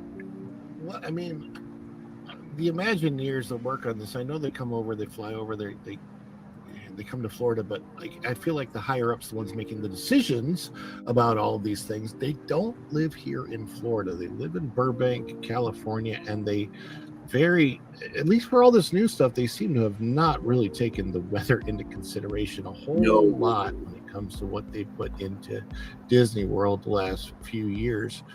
And Florida weather is so different than California weather, and our outdoors atmospheric conditions, it's just different here. And it's just like that outdoor space in front of the Communicore Plaza. Like, did nobody take into consideration that people don't want to stand outside in 100-degree heat for the majority of the year to watch a show where people are singing along with the music from Encanto and not actually even singing it? It's just playing from a video, and then maybe they'll bring a couple characters out at the end to dance with the crowd. I mean, it's so weird. That whole show, the Encanto show that I was looking forward to because I was hoping it was something very different than what it ended up being. I'm like, this is at best Six Flags level, and I've been in Six Flags shows, so I should know. It was definitely not Disney level of entertainment by any means, and that's not to diss the performers. They were doing they put out their best. They did all that stuff. It's just it wasn't the show itself. The production of the show just was not what it should have been. No, I think honestly too with Epcot, was supposed to be originally supposed to be an experimental prototype community. Tomorrow was actually living, breathing, creation and everything in between. But then they decided to do this modern, World's Fair. And I know they have the Festival of Arts. I know they have the, Food and Wine Festival. But I think an Epcot Communicore Festival would be cool to bring in HP and ASUS and different technology entrepreneurs. I mean, it could kind of be like a CES, but it could be for everybody else. I mean, for goodness sakes, even the Disney Park Christmas Day Parade used to be live on ABC. Y'all can't do a, arts and crafts type of thing with Hobby Lobby for a weekend. Oh, they definitely wouldn't use Hobby Lobby. Those very different ideology on the company. Yes, but just saying, with so many arts and crafts people, you would think an arts and crafts weekend during Christmas you know, or leading up to Christmas would make sense because they did Star Wars and ESPN and the ABC soap opera weekends. Like it, maybe I'm being too nostalgic and commonsensical. I don't know. You know, it's funny, Braylon, that you should mention that about arts and crafts, because I set up a pickup order for Michael's Arts and Crafts. Mm-hmm. And why is it after I submitted my order, they tried to get me to get Disney Plus for $3.99 a month? And there's the partnership for the weekend. You're welcome, everybody. You're welcome. Yes. I thought it was funny that I went to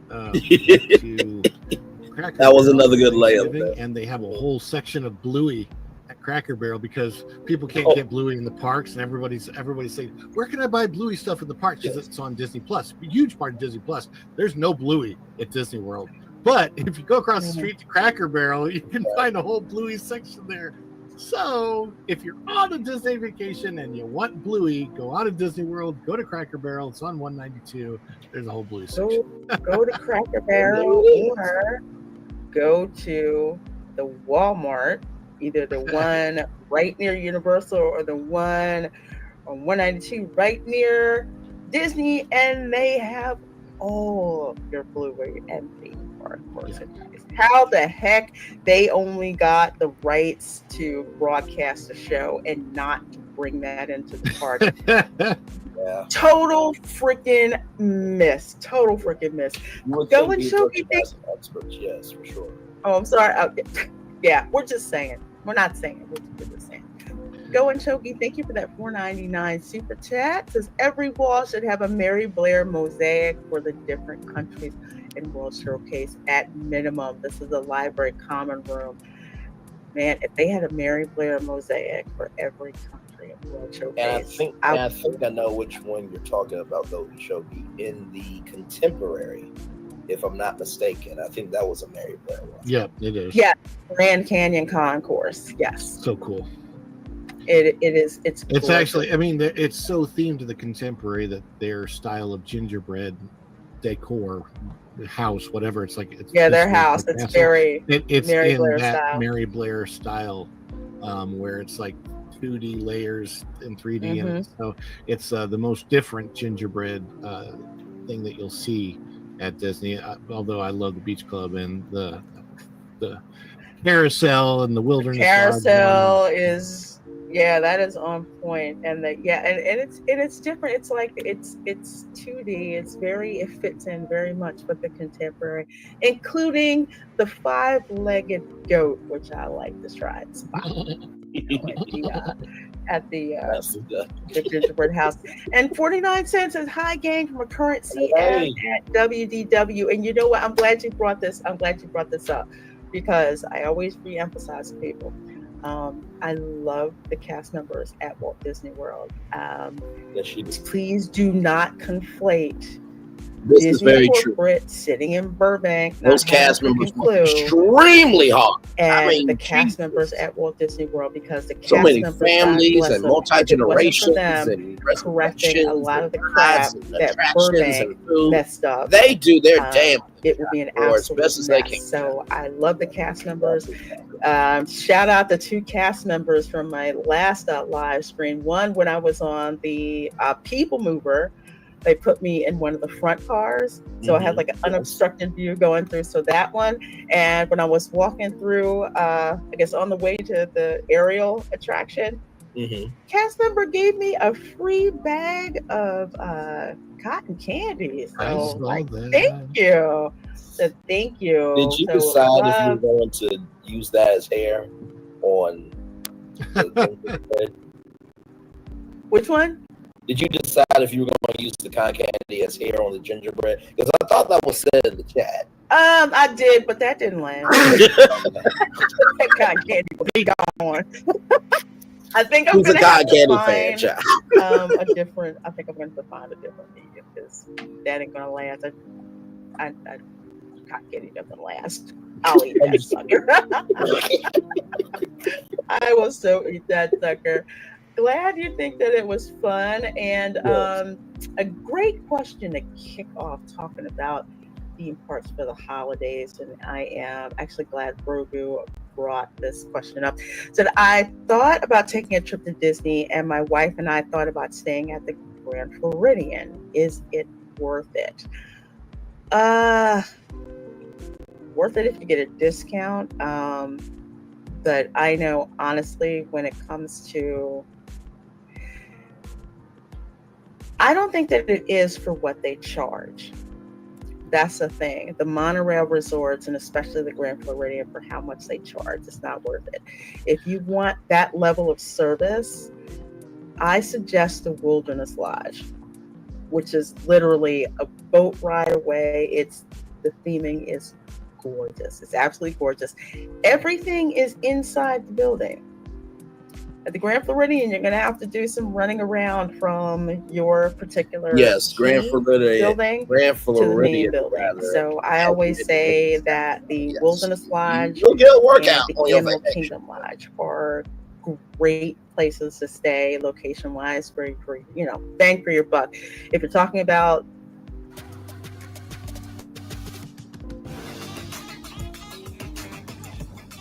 Magic Kingdom, definitely the Wilderness Lodge. If that is not within your price range, Port Orleans Resort is good too. You have a boat that goes from Port Orleans to Disney Springs and back, so you have access to all of those restaurants. And if you're talking about value, I love Art of Animation and Pop Century. They're right there together, and you've got Skyliner access. So when people say worth it, it's if you really, really need to be at the Grand Floridian and you're just like, that's the only one I want, scour for deals. What's wrong with paying $1,700 a night for Word of $1,700 a night. No. It is nuts.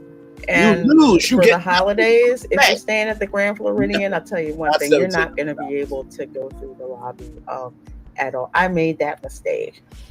When I booked the trip, I got it bumped up in room class, and then I figured out why they did it. I could not just go to the lobby of the Grand Floridian and just chill and listen to the piano player and hang out with the big huge tree and smell the gingerbread house. No, because everyone wants to go to the Grand Floridian. Or just sit back and listen to the big bland. Oh wait, no, we can't. Oh yeah, no band anymore.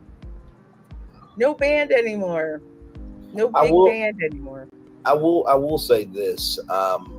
Back in the day, Disney was more about the experience of the parks, and now it's about the modernization of the parks, the war of art and commerce. And what I usually see Reina Creole do is that she will just go to the different resorts. So if you stay at any one of those resorts, you're still getting the experience. And not to mention too, you can still have more money to do other things. Honestly. Yeah. So I would just go to that resort that's more feasible, and then you just have the Grand Floridian for your whole vacation. You can always crash a resort, man. We spent my wife's 50th birthday at the Wilderness Lodge, and it was great. So we were at the Copper Creek part of it, and it was actually, I think it was a DVC. I really have enjoyed watching this with y'all. Like, this was really a good time. We're almost at the end. And you can see at least the tops of the fireworks from our room. They also have dining packages too, like Fantasmic and 53-year-old show. Maybe some other show. The water parade. Yeah, the electric water parade, and we had a room overlooking the pool, and we were on the 6th floor, so it was amazing. I will say this: if I ever become a multi-millionaire, I will definitely stay at the DVC, the first DVC building at the Grand Floridian, in one of their grand villas. If I can get the one on the 6th floor, that would be the prime place to stay at Disney World. It's things like $5,000, $6,000, $7,000 a night. I'm not sure how much. It's a lot if you pay for it by the night, but it's over 3,000 square feet, and it's like having your own little private mansion at Disney. And your balcony goes all the way across. Like I don't know how long that thing is, like 100 feet long, and you can go out there and watch the fireworks over the castle from your own private balcony, and it's like that would be lap of luxury type of stuff. Yes. I used to work there. I worked for DVC. I was a cast member, and every time I got That a is the chance to timeshare work y'all, at that for building, Disney. so I could You have a show timeshare, always have the 3-bedroom Grand Villa, I would do it. I'd be like, yes, because now I've got a key to the room. It was awesome. Yeah, they do. They do have the good neighbor hotels. Yes, absolutely. The ones on, I will be specific, the ones on Hotel Plaza Boulevard. And the reason why is because of their proximity. They're right there on Disney property. Hotel Plaza Boulevard. And you can Bonnet get Creek. extra There's magic also the hours, Bonnet like Creek 30 resorts minutes. as well. It used to be But 1 if you hour to the park, completely and up to an want additional 3 hours. Disney But theming and not there are being perks that you can get at overcharged Disney for that theming. at Good Neighbor Hotel. So that's what Animal Kingdom Lodge, Wilderness Lodge, Port Orleans Resort, and the Pop Century / Art of Animation resorts. It is insane how themed Art of Animation is. The only problem with Art of Animation is lots of folks want to stay there, especially if you have the money to stay at like the Grand Floridian or the Polynesian, and you're just like, no, they're not worth it. So we all wind up crashing the Pop Century. So for real, you'll go to the Pop Century and you'll see a bunch of luxury cars parked there because they're staying there. Also No, I sent a link in the back chat. I don't know if people know about this brand, but it's almost like an Airbnb Verbo, but it's called Vitel. So it's like a villa / hotel, and it looks really. They have some very nice accommodations. They also got like Disney themed, and Universal themed. They got like a Hasbro themed one. It's really there's really another one, and it's near Claremont, and they're almost kind of like the same thing. I get exactly what you're talking about. And these are really, really great alternatives. The only thing that I would say when you consider one of these is to consider how much transportation that you're doing and the time from commuting from there to the park, because that is something to consider. If you are cool with it, it's great. You will save a lot of money.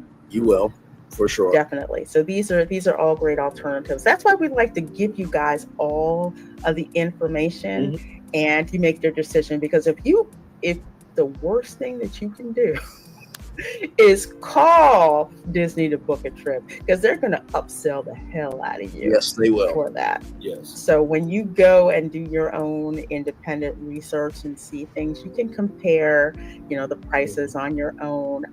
Also, my favorite site, which is mouthsavers.net. I've used it for years. Legendary. They give you tons of information and discounts, especially mouthsavers.com. I said .net, especially this time of year. Yes, that's a legendary. There's discounts. And Rambam 3000 said, what did you say about discounts? Disney does discounts. Yes, they do. This is the open secret. Disney always does discounts. If bookings are soft, and and there's one going on now that I think there's a discount up to and including, I think, Christmas Eve. When there aren't enough bookings, they'll drop discounts. Like if you stay so-and-so, whatever, you can get this much off of your room, 30% off of your room, 25% off of your room. There's a bounce back special going on right now, quote unquote bounce back. What that is if you are staying at a Disney resort, there'll be a little card in your room to entice you to book the next day. Yep. While you are already on property. It's just like if you go on World Caribbean, I think by 11:59 p.m. on the day that you check out does happen, yes, of your hotel. So they entice you that way. Life is of little value in Rome, living in the shadow of the rich and powerful. to come back. And it's not in every hotel room. It's not. Certain resorts will have it. Some of them won't have the offer in the room for you to call. But they do that all the time. If Disney can't fill their rooms, they start dropping coupons. My travel agent that I had before she retired, because Disney shenanigans, she had it. And she went to like the Disney travel agent university and everything. She was like my right arm. Used her for the longest time. When she quit, I cried because she knew me, and she would know. The travel agents would know the discounts before anybody else would. She would say, "Hey, they came out with this discount. I got it applied for you. I'm getting it for all my clients, and you're good." So they do that. They will drop out discounts. They are not very obvious about it, but they are out there. So your best intel, so you don't lose a lot of money, is to take the time to go out. Independent sites like Mouse Sabers, channels like Braylon, like Ron's, like mine. You can go out and get this information, and this information has always been out there. It used to be in a book called The Unofficial Guide. Yes. Yes. And then I'm trying to think, it was FODDERS. I think they did travel guides for a long time, because this is showing my age a little bit. I would go to Barnes and Nobles, and I will always get the Walt Disney World for kids. Yeah, always. Yeah, the photos guide. Yeah. Yes. I used to get the photos guide, and I would have Post-it notes and all of this stuff in there. And it sounds crazy, but I saved a lot of money and a lot of time. Disney will capitalize, especially during the holidays, You'll see the advertisements and everything, and they get you, all in the fields to USA and to go in book, but you really do have to know what you're getting into and how much things cost and what's going on. So a lot of these independent sites out here have done research to get the information for you. Aldo says that's true. Sometimes you may save on transportation, on property, but honestly, it's still worth it money-wise, from what I gather, to stay across from property. Yeah, that proximity, but also parking. That's the other thing for Disney. They will, oh my gosh, I think it's like what, 30? I think it's close to $30 a day to like park. It's $35 a day. Oh, dang. Yeah, that's how they get you. I mean, Universal does get you too with the parking. Parking is bad at all the parks now. It's all over $35. I think it's even more at SeaWorld and Universal. It's if you're not a pass holder, you pay to park. I mean, it's a good thing they include that. As a matter of fact, I would say, because I have the Pixie Pass, which means I pay less per month for my annual pass to Disney than it is to park one time at any of the parks. So I pay like $22 a month for my annual pass. It's $35 for one time to park. So now, just in parking by itself before annual pass, for those of you who don't know, that basically means you go to Disney World or you go to Universal Orlando Resort a lot. There's different perks that you can get, like front of the line access, special events, discounts, and all that stuff. And if you're a Florida resident, you can get a Florida resident ticket. So when I say you can utilize your, social media family members for their Florida discount, that's what I mean. For the park annual pass pays for itself, so it's a very, very good deal for that. And also too on the hotels as well. One of the biggest things is character dining. Now you gotta do your independent research on that, but I do believe the Hilton at Lake Buena Vista, it looks like butterfly wings. They have character dining. So if you stay at a hotel and your kids are crying about Disney characters because you know, you can get up at 2:00 in the morning to get your specialty reservations for the Disney dining plan. You can stay at a Hilton, or you can stay at a hotel that the Disney characters, the actual characters, will come to the hotel. Yep. And, I mean, you can dine at any of the restaurants that have the characters, and honestly, I think if it's not a busy season, restaurants like that's the one. May are easy to get Cape into. May Without a Cafe, reservation, just like walk up. Yes, Cape May Cafe. That's one. Also, the and that is very true, because it was a young lady that I used to speak to. I thought she could have been the one, but it just didn't work out. But she's a Disney nerd, and I'm a Disney nerd, and so she actually asked me for some help, and so I did my research, of course. I knew about that hotel, but then I saw Cape May Cafe. So yes, that is a restaurant that is frequently open. But yes, this is one right here. Yep. It's not called the Good Turn anymore. The one at Epcot, the circular at the land. Oh, the Garden Grill. Grill.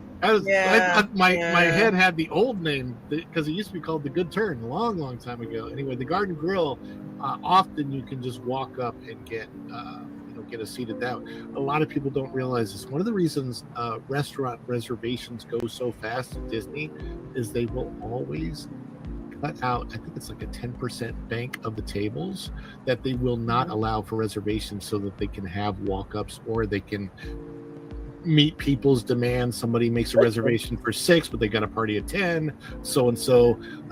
Having worked in the restaurants at Disney, I can tell you, I can confirm that's absolute truth, that there are always, and that doesn't necessarily mean that you're going to find a table available, because if they're super busy, you won't. But they try to maintain a block of tables that's not, that's not being reserved. They also, of course, will staff accordingly. So if you have a restaurant that might be staffed down and only has 12 out of its 16 sections open, that's going to happen too. But you might find a table that way. Yeah, that's true with the walk up lists. Unless your beaches and cream, and I can tell you right now, getting a walk up for that one, it's not going to happen. It's too small of a restaurant. Exactly, it's too small.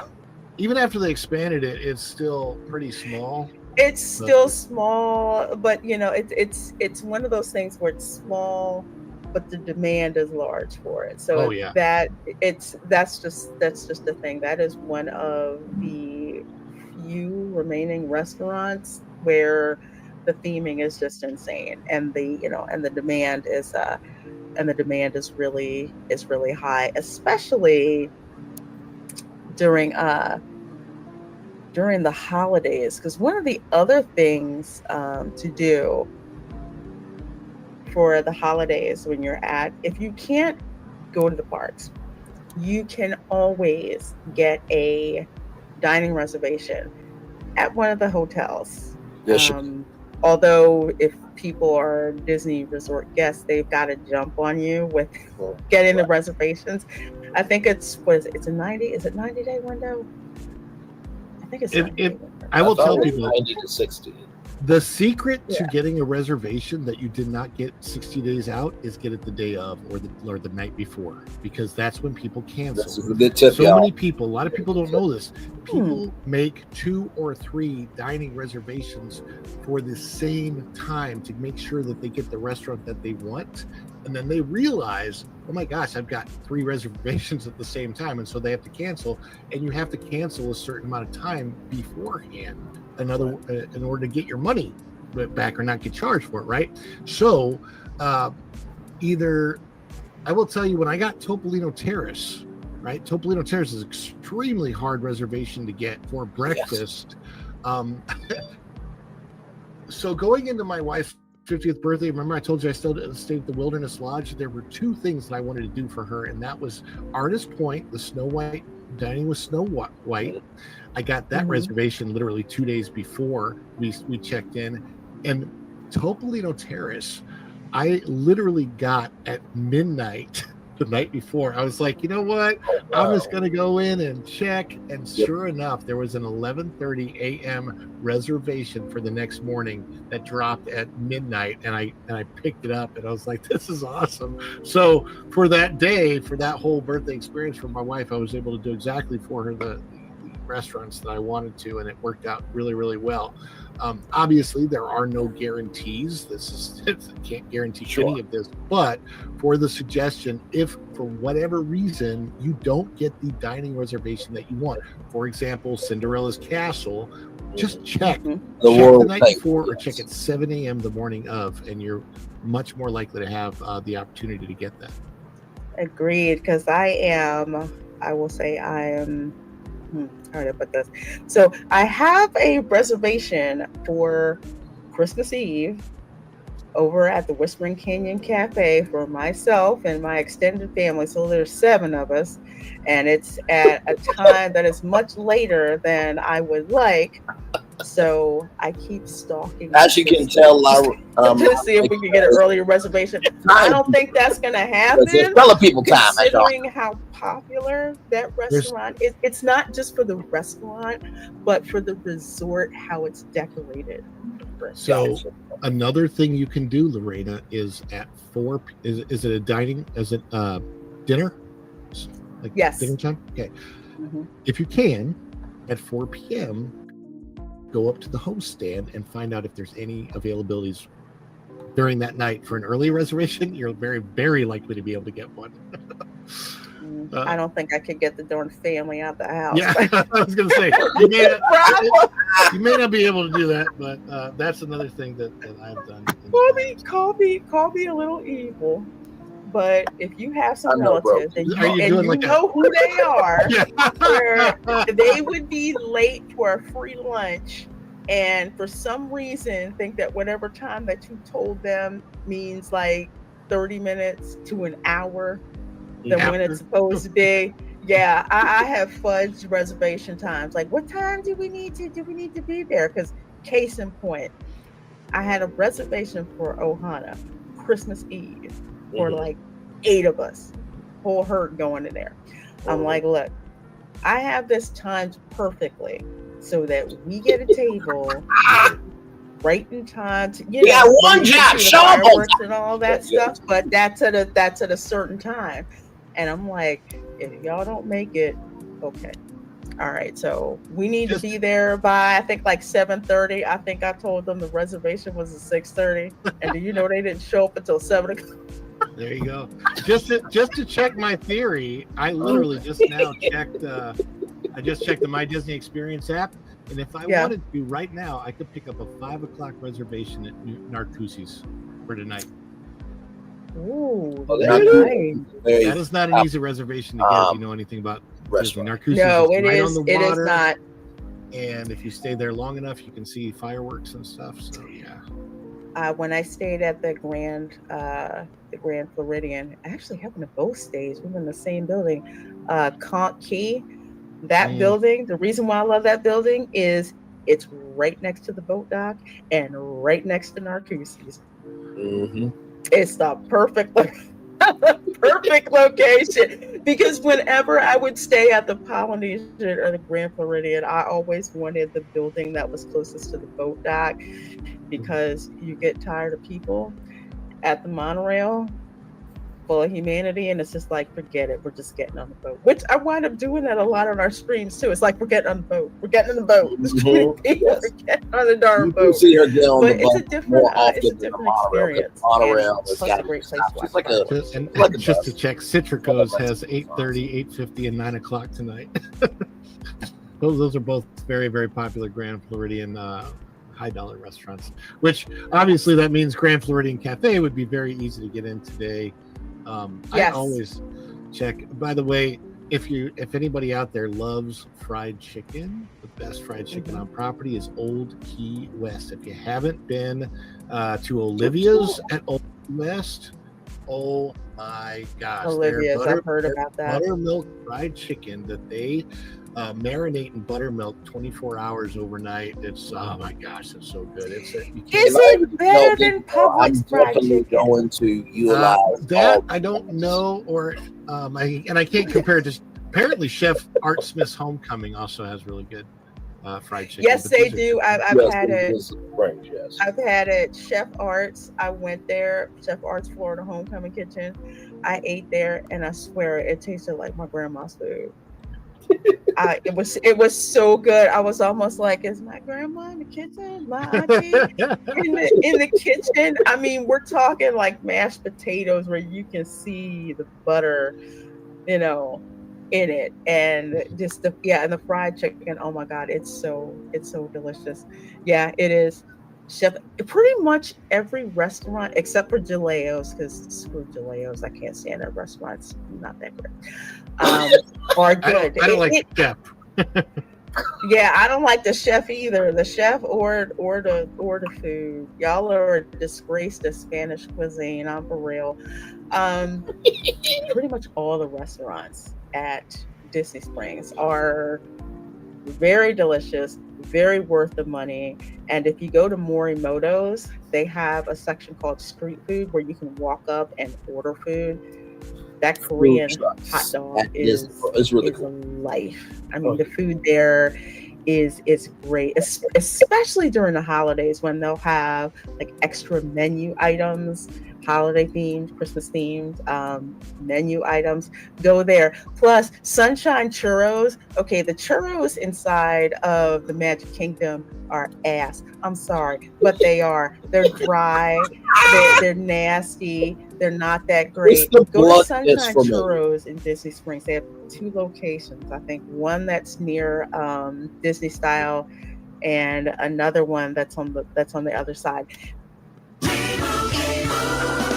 And Doug. Whoa, Limu! We're in a parade! Everyone, customize and save hundreds on car insurance with Liberty Mutual. Customize and save! And then I wake up. And you have the stream every night?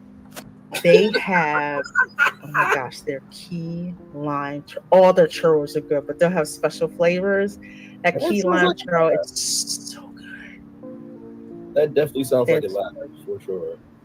Oh yeah, they have key lime. They have like Oreo. They will have like a standard menu of their specialty churros, and then they'll have like 1 or 2 that are themed. They're fresh. I don't know what they do to them, but they taste really, really good. They taste like the churros that you would get at Disneyland. So I don't know who's doing it. They have bacon churros because I'll put bacon on it. Oh my Lord! I wouldn't put it past them. Hey Abu Nas, good luck at Walmart, man. You know them people crazy this weekend. Good seeing you, my dear. And Native Hawaiian is here. Aloha. Aloha. Happy Saturday, all. Welcome, all you folks. I see you there over on Braylon's channel, over there on Ron's channel. Thank you guys so very much. Yes. So very much. Grogu says, love that chicken from Olivia's at Old Key West. I'm going to have to roll over there and check it out. That's like the beignets in Disneyland. The ones in the park are trash, but the ones in downtown Disney are great. I wonder who that vendor is, because it is insane. It's like the churros in the park are crap, but churros at Disney Springs are absolutely delicious. Probably because they're what I call artisan churros, like they're small batch and they have a better quality control. I refuse to try those beignets. I've seen pictures of them. They look like rocks. The beignets at Port Orleans are better than anything that they've tried to serve in the park. This is true because I've had them at Port Orleans. They were delicious. That's why I like Port Orleans Resort. The food there. That's all I'm gonna say. And not to mention too, the thing that I really do love about Disney World is they really do allow the hotels to have an identity. So when Princess and the Frog came out and they did that overlay over there, I'm like, that makes total sense. By the way, Gogi Shogi, there is a business called the Beignet Box. and that is owned by Christina Milian, because her family is from New Orleans. So she has a whole business out there called Beignet Box. And I think it should be a national brand now. She'll be the social media director of that brand. That, of course, means I will have to eat beignets with Christina Milian, but she is married, so that takes an L for me there. But I get to eat beignets and get paid, so there's a W. Milian, she's from New Orleans. I got to do some research. If I wind up related to her like I am to Beyonce as distant cousins, that's gonna be too funny. That's gonna be too funny. I had no idea that this was Beyonce. That's kind of cool. I haven't had beignets in years. I got a chicken trip to Cafe Du Monde in New Orleans. Yeah, see, here's the thing. I'm gonna rant about those Disney Imagineers. If they took one true trip to Cafe Du Monde and actually sat there, there's a reason we call it Cafe Do Nothing in New Orleans. All right, you go there and all you do is eat beignets, drink hickory roasted coffee, and people watch. That is what you do at Cafe. I've heard nothing but good things about Cafe Do Nothing. You buy the hickory roasted coffee. Why they do not have hickory roasted coffee in the Magic Kingdom, especially since they have Tiana's Broccoli Adventure, is beyond me. I don't know why they haven't done it, but that's what they should have brought over and put in that shop instead of gumbo. Classic eye. Everyone in their right mind knows there is no such thing as gumbo seasoning at all. At all. And I will say this about Tiana's Bayou Adventure. I was proud of it for the fact of they did that, you know what I mean? Because I do believe that Tiana is very culturally significant, not just for Black culture, but for the fact that you did get to see hard work in a Disney movie. Because usually everything is sunshine, rainbows, and pixie dust. Right, right. But I also do believe that if Disney really is about imagination, there is plenty of land. And I do believe that Princess Tiana is bigger than everything. Oh, yeah. I'm happy the attraction is there because, you know, kids who never saw themselves to be of royalty can have that ride. And also adults too. We want to feel like royalty too. So I'm glad that the attraction is there. But I do understand why everybody believes that should be its own attraction. And for me, I had to really sit with it because when I heard that you guys called it broccoli, I'm like, back in the day, we were strange fruit. And so now we're in 2 Disney parks, you know, on both coasts. So we made it a long way. But of course, when you're a theme park nerd, you are about the storytelling and the energy of how that translates to the audience. So I had to be with myself for a minute. But yes, I do. Yeah, I'm a big fan of Princess. Brian. Well, I love Princess and the Frog. I think it's a great property. The songs are phenomenal. It's the last hand-drawn animation property. And that's one of the things that I don't like about Tiana's Bayou Adventure is Tiana doesn't look right. Like Tiana, like they did a disservice to her. Her animatronic doesn't look right. The one time she's animated in the ride, it's not even 2D hand-drawn animation. It looks weird. And I'm like, you know, especially the way they're now wanting to do Cars and take out Rivers of America and all this. And I'm like, how perfect would it have been to use Rivers of America and the boat, which, by the way, you see one just like it in the movie, a steamboat, come up, and they could have transformed all of Tom Sawyer's Island into a New Orleans. That could have been the ride go around the island and you pull up. You actually, like, in my head, it's a slower, dark ride that actually makes you feel like you're on a bayou and not sliding down a mountain. And it has more of the story of, like, the story is so convoluted.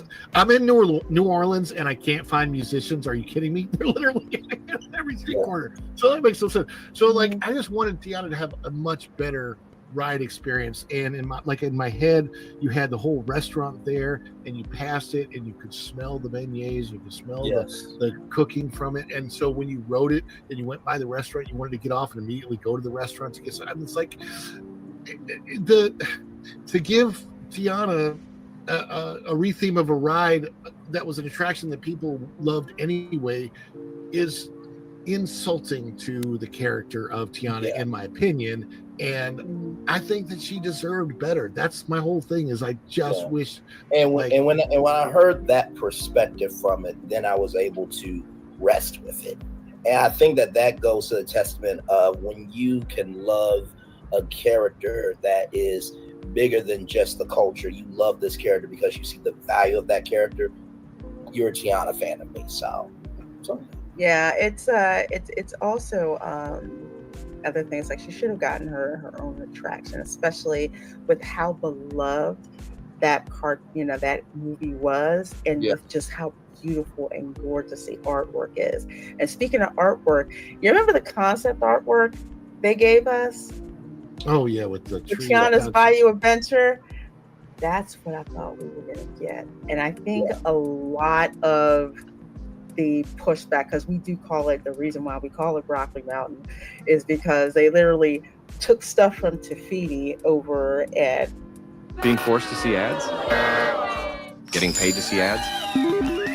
Do you know how much of the content you see on Journey of Water, they literally did this, and everything, including flowers that don't belong in New Orleans at all, and they put it there, and it just looks like this lump of just ugly nothing. And compared to the concept art that they had, that was just beautiful, and it was vibrant, and you saw Mama Odie's boat, and thought we were going to get all this, and it's like we didn't get it, and it's so upsetting, because that concept art was gorgeous, and we thought that was exactly what we were going to get. And I think that's what a lot of people are disappointed about. It's just, you tell us one thing and you execute it extremely poorly, because a lot of people, they love the character of Tiana and just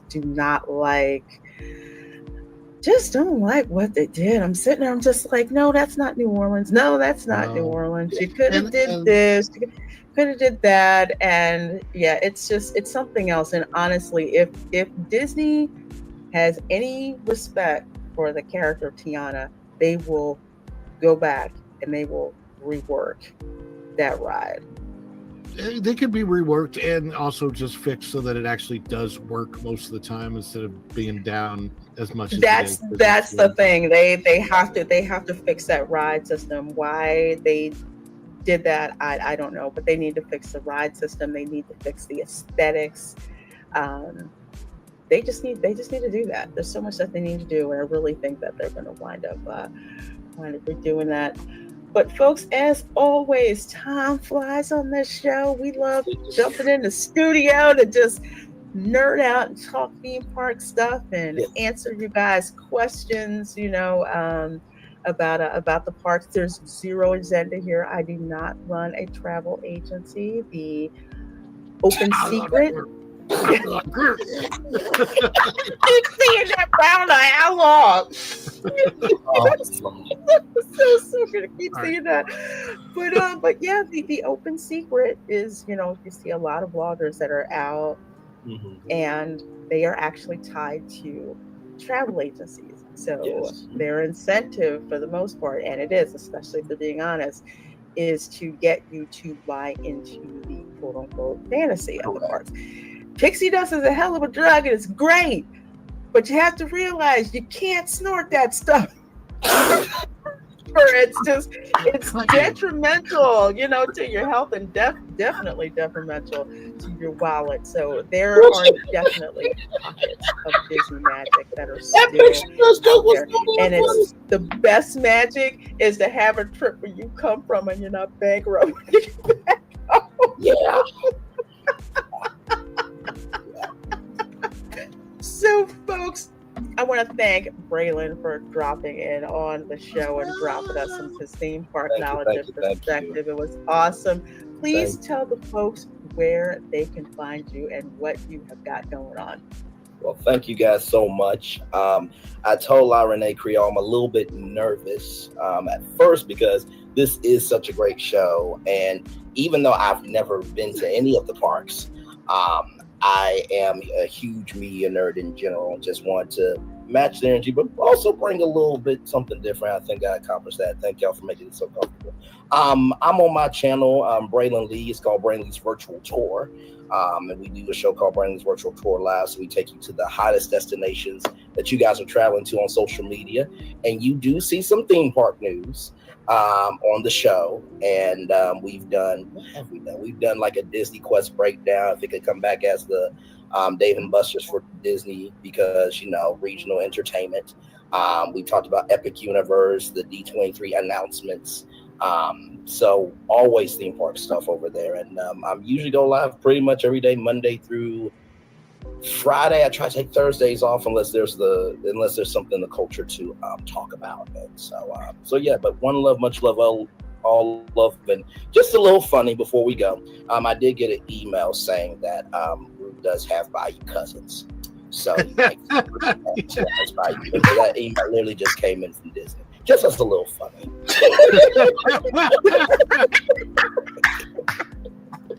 Y'all know I love this energy. Braylon has such great energy. So I definitely look forward to bringing her back on the show at a future date, for real. So folks, make sure you go out there and you do subscribe to Braylon's channel, up and coming. You want to jump in on the bottom floor, you will enjoy it. I usually don't.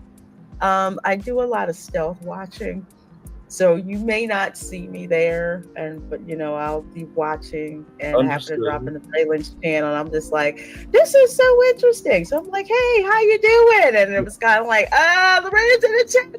Like, okay, maybe I should. Because I don't like throwing people. I don't like throwing people. No, it is all good. And let me tell you, when I cover theme park news, I do not play. So I bring up articles from the past and connections and stuff. Even the Marvel Superhero Island, they are able to utilize those characters because of the time period, but they cannot use any other characters. So that media brain that's braining all the time, that is in my theme park coverage on my channel. And believe me, it's there. All right. Yes, Amanda, I am interested. I'm gonna have to check out the video. So what she's talking about is Magic Candle Company, and I do have an affiliate link to Magic Candle Company and a discount code. Although the discount that they have going on right now for 25% for Black Friday is bigger than the discount that you will get. Here's a hack to save you big on Disney theme park tickets, because Undercover Tourist has incredible savings when it comes to Disney theme parks. This includes the Walt Disney World Resort and the Disneyland Resort. And you can save up to $258 when purchasing tickets to Disney theme parks. And not only that, but Undercover Tourist offers a best price guarantee and a 365-day return and refund in case you know you got to change your plans. And they make it super easy. Once you've purchased your tickets, you can easily link them to your My Disney Experience app or Disneyland app. So if you're planning a theme park visit, save yourself some time. Go to undercovertourist.com and get the same theme park tickets for less. That's very true. So I would definitely say go check it out. Magic Candle Company is a local company. They do white label products for SeaWorld, Universal. Disney decided to go with Sensi, which is a multi-level marketing company, and I'm Sensi's a big not. Yeah, I'm not happy they did that. I'm like, you have this local company, why not use them? But no matter, they're doing really good, and the scents they have are absolutely incredible. You can find them out at the at SeaWorld. At Universal, they are a little bit more of a markup than on their site because they are, themed to the parks, but I'm working on a cheat sheet to tell you which ones those actual scents are. Like Creature from the Black Lagoon. Yes, they have a candle for that. That is actually the Jungle Boat scent at Magic Candle Company. So you don't have to, maybe I should, either way, they're going to get money. You don't have to buy it at the markup at the parks. So again, I'm working on that cheat sheet, and I'll have that ready for members probably early next year. I was going to say with Epic Universe, there might be some new scents, and Villains Land, there might be some new scents. So, new stuff is good for everybody. yeah, new stuff is great, and I love talking about that company. Again, they're a local company, which reminds me, I think my monthly fragrance oil shipment just hit my mailbox today, so to go and check it out. They do have subscriptions, so do check them out. Magic Candle Company. I've got the link in the description box. Hashtag not sponsored. I can't believe I actually get to say that, but hashtag not sponsored. I get an affiliate link, but no, they're not sponsored. It's just if the products are good. And I've used their products for over 2 years, so they've been very consistent. So I like shouting out stuff that works and stuff that I think everyone will enjoy, especially if you cannot get to the parks. You can have your house smelling like Pirates of the Caribbean. Literally, Pirate Spirit that is sold separately. Yes. Maybe a little top of rum actually that's on it as well. Ron, what do you have going on? Let folks know about. Yes. Monday through Friday at 9:30 a.m. on Follow the Bradley's Fun is the Daily Dish, where we talk about theme park news, pop culture news, whatever is hot topic at the moment. Of course, you can see me throughout the week, often on the WDW Pro channel, along with Reina and That Park Place and T3PO, and wherever they ask me to be over there, I'll be over there. We also have family vlogs. I did a family vlog on Thanksgiving about our little visit to Cracker Barrel. It's fun because of all of the, not as much for the food, which is good, but for the Cracker Barrel store and all. I mean, they sell the Atari 2600, the original model at Cracker Barrel. Did you know that? I didn't know that. No. I know, it was wild. So that vlog came out today, and they have the original Etch-a-Sketch that they sell in their store. They sell Viewmasters in their store. They sell Stretch Armstrong, which I thought was really cool.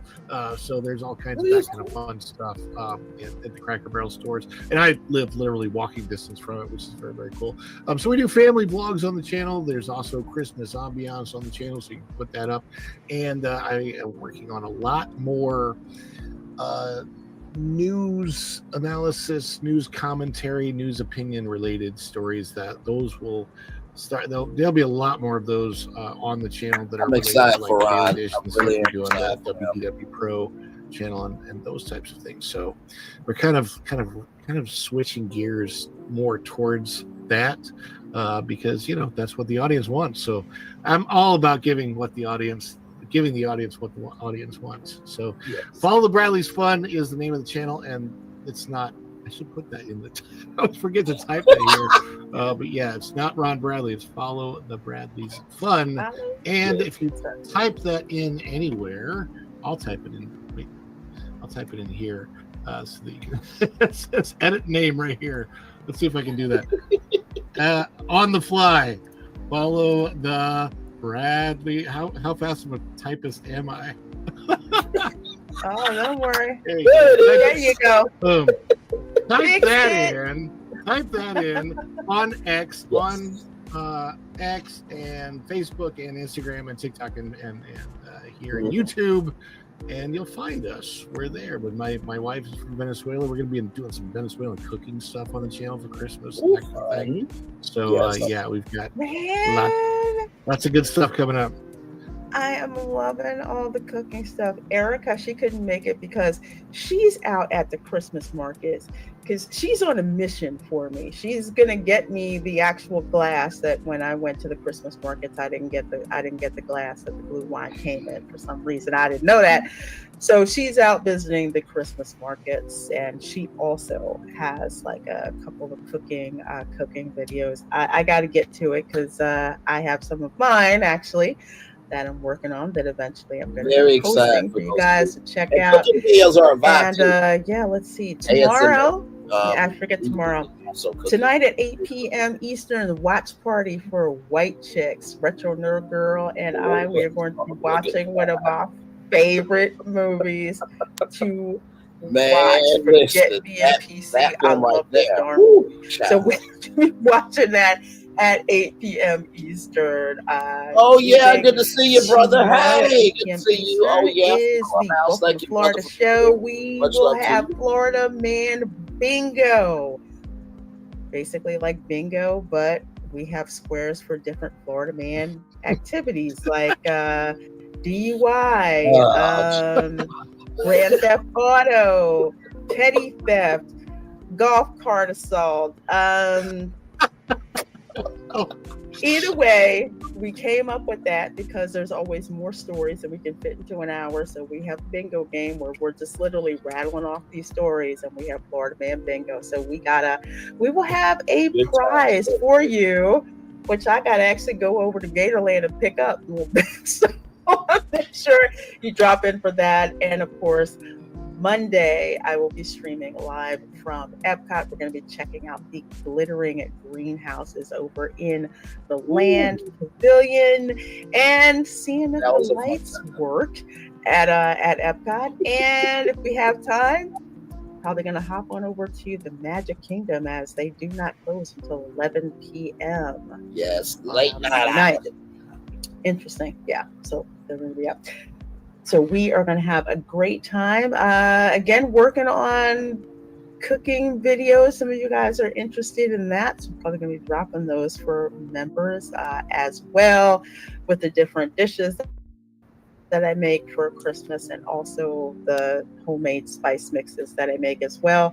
And speaking of current events, I'm probably going to lose brain cells, so I'm going to have to do some extra reading. I may actually start deconstructing The View, because the crap they spew on that show. I'm just like, I'm sorry. You said what? No, wait, no. Oh, no. Yeah, we gotta break.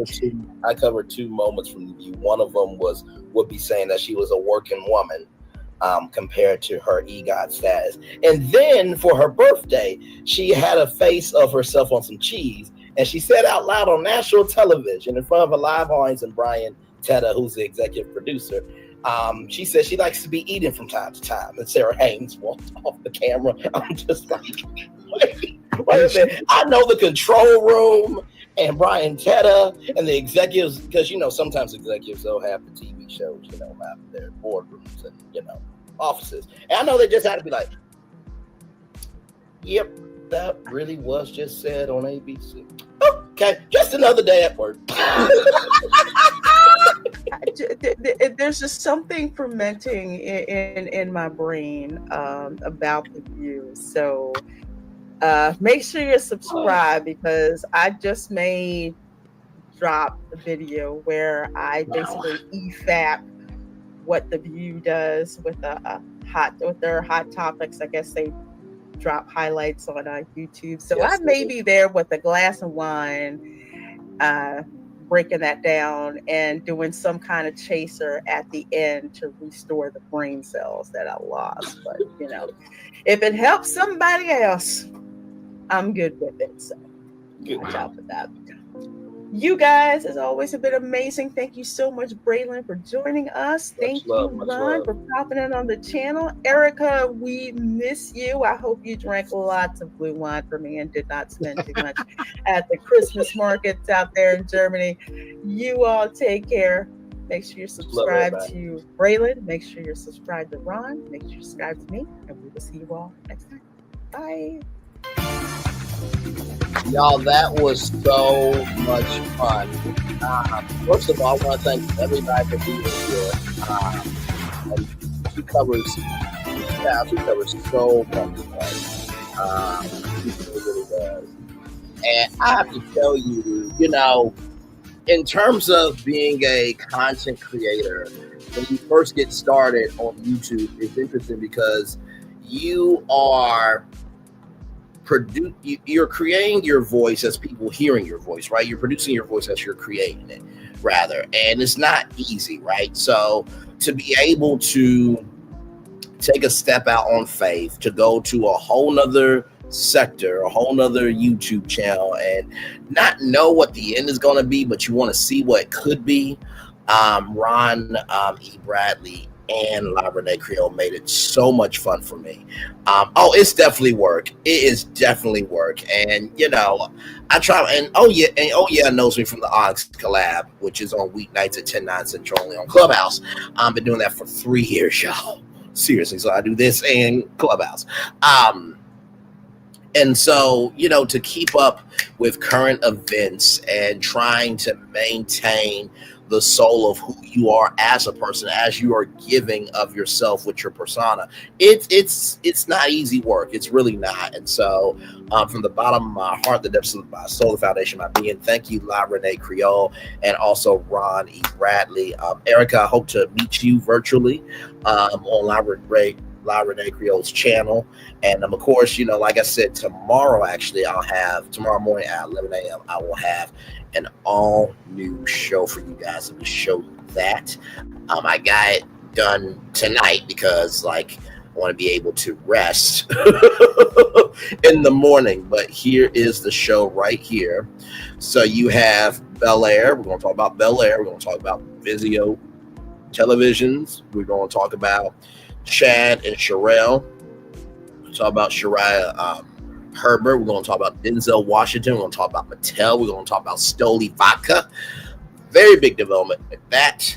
McDonald's. Ba-da-ba-ba-ba. I'm loving it. Well, it's a lot of people that don't really have that energy for McDonald's. And then Universal Studios Hollywood, to go back to theme park news, there's a huge development with that. So we have 1, 2, 3, 4, 5, 6, 7, 8, 9 topics for you tomorrow morning. A definitely jam-packed show as always. And you know, the race is not given to the swift nor the strong, but to those who endure. And I am so humbled and grateful and just really blessed to be able to create original content that is about the culture, that's about exploring everything else of what is happening. And thank God I can go to sleep at night knowing I don't cause destruction, chaos, or strife.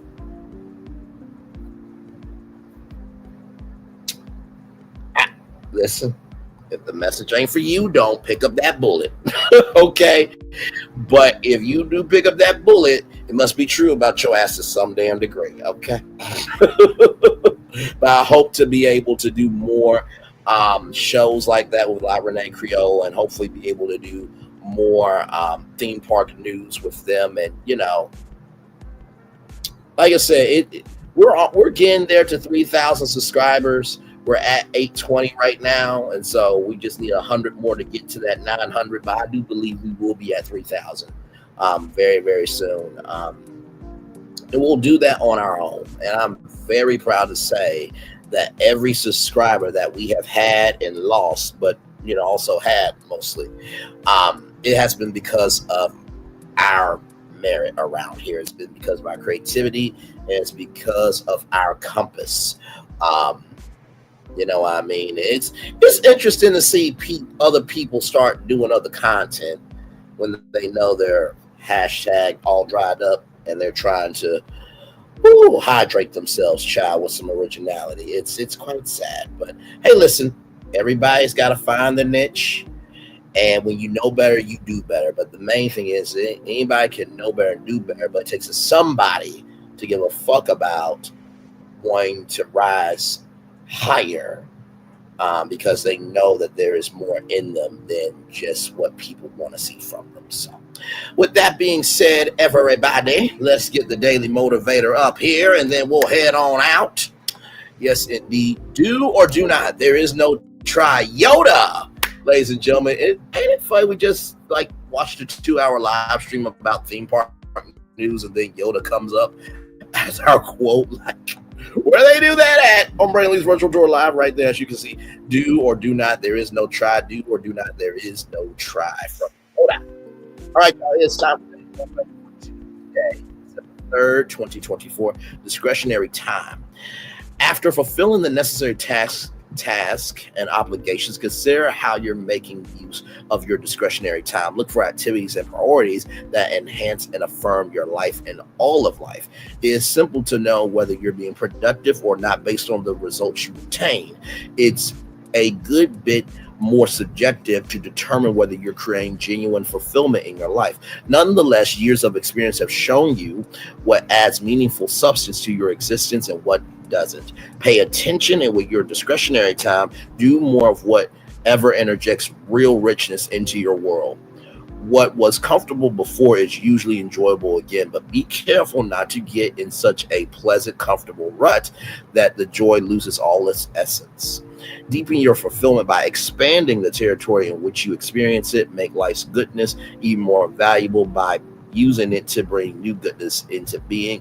With time that is yours to schedule and utilize, enrich your life and the lives around you. Live life at its best by continuing to make it even better.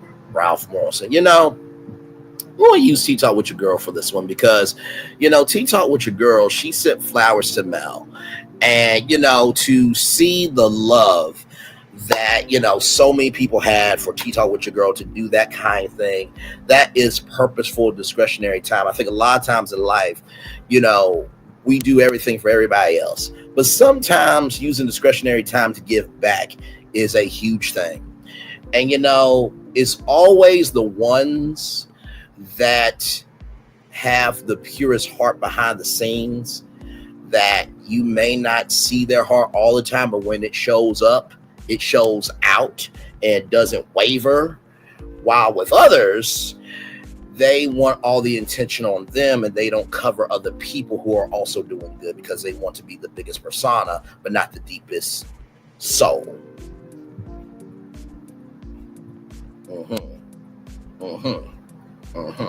So the first thing I would say about discretionary time is make sure that it not only do you respect your time, but make sure you are purposefully using your discretion to do good. Oh yeah, that's dangerous. That's dangerous. I mean, if we're on the same team, right? For example, there was a video I did about wiretapping, right? And there were some content creators that didn't cover it. All good. That's your choice. But if we're on the same team, you should have talked about the video because that would have elevated that for, you know, Melody, right? Same thing with T-Talk giving flowers to Melody. That would have given that. But to not cover it because you don't have it in you to be kind and you feel like by not covering it, you won something when the gag is, they're rising to the higher that's waiting for them and you're always going to the lower that's available because the lower energy is in you because you don't rise yourself to be of anything of importance. That is dangerous.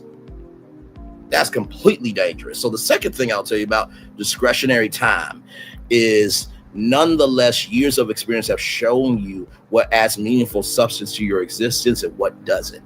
I always think of my family and friends as my fam detail. You know, that security detail that the president has. I always think of my mom, my dad, my sister.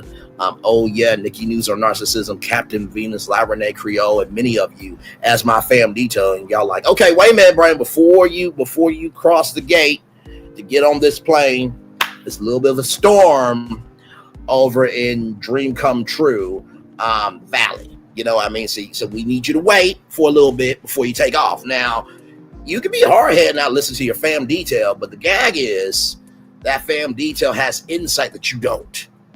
So sometimes when it comes to discretionary time, that's also using your discretion to give time to the people that love you and who are looking out for you and who are investing in you for you to be your best self, right? And then finally, you know, with the time that is your schedule and utilize.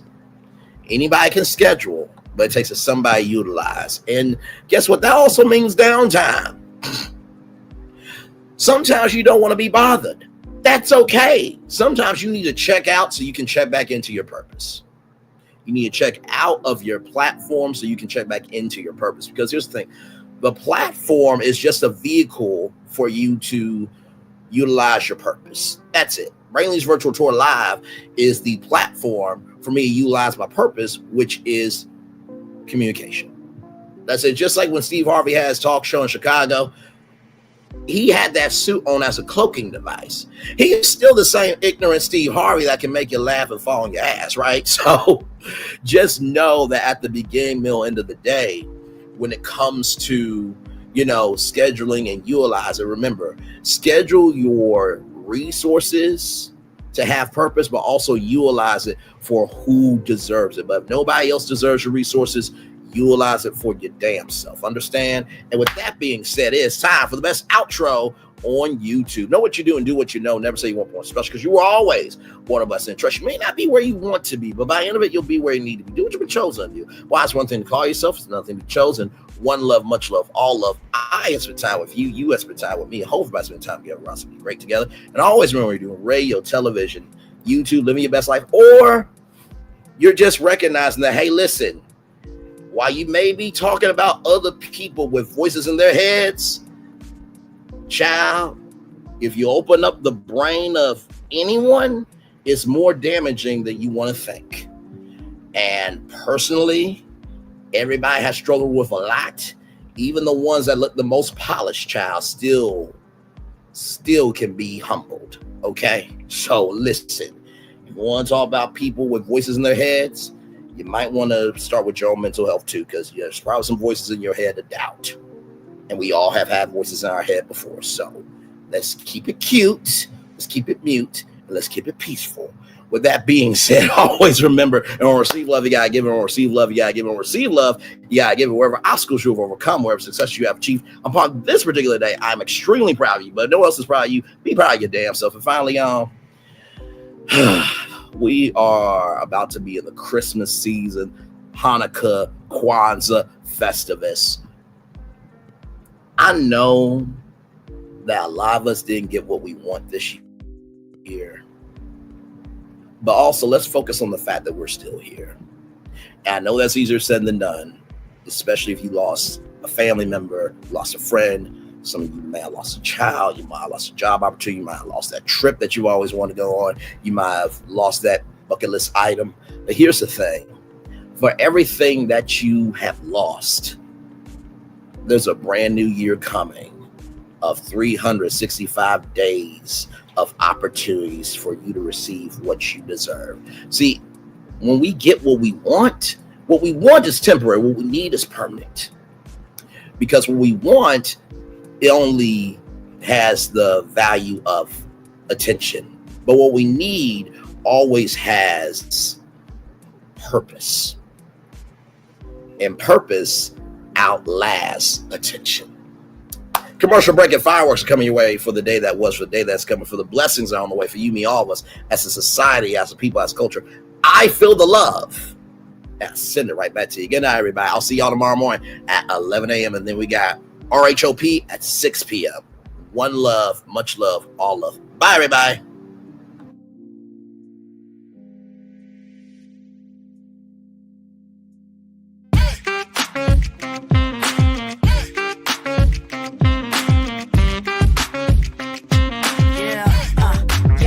All day. Yeah, we're working, let me play. You know me, work real hard, now we're ready, let's play. Hustle up, yeah. Ready, set, let's go, yeah. Hustle up, yeah. Ready, set, let's go. Turn it up, turn it up, turn it up, turn it up a little louder. Now get low, get low, come on, drop it to the floor, yeah, drop it to the floor. Turn it up, turn it up, turn it up. Turn it up a little louder. Now get low, come on, drop it to the floor. Yeah, drop it to the floor. Turn it up, turn it up, turn it up, turn it up a little louder. Now get low, come on, drop it to the floor. Yeah, drop it to the floor. Turn it up, turn it up, turn it up, turn it up a little louder. Now get low, come on, drop it to the floor. Yeah, drop it to the floor. Turn it up, turn it up, turn it up. Turn it up a little louder. Welcome to Copeland's. Copeland's is not just some fancy place for your big night out.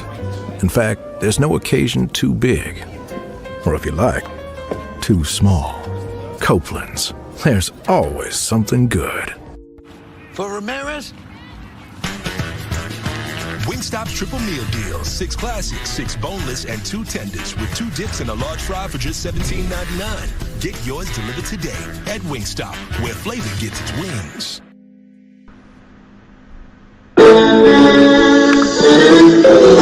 Sweet morning, was plain to see. You were my destiny. God, you were found. I come from Memphis. Our son is your son. Welcome to the celebration.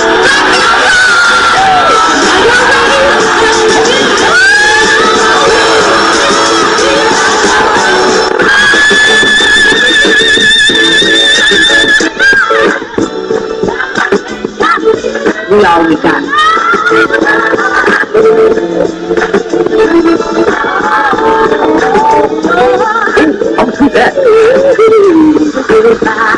Don't you leave here today with happiness. I want you to leave here with joy.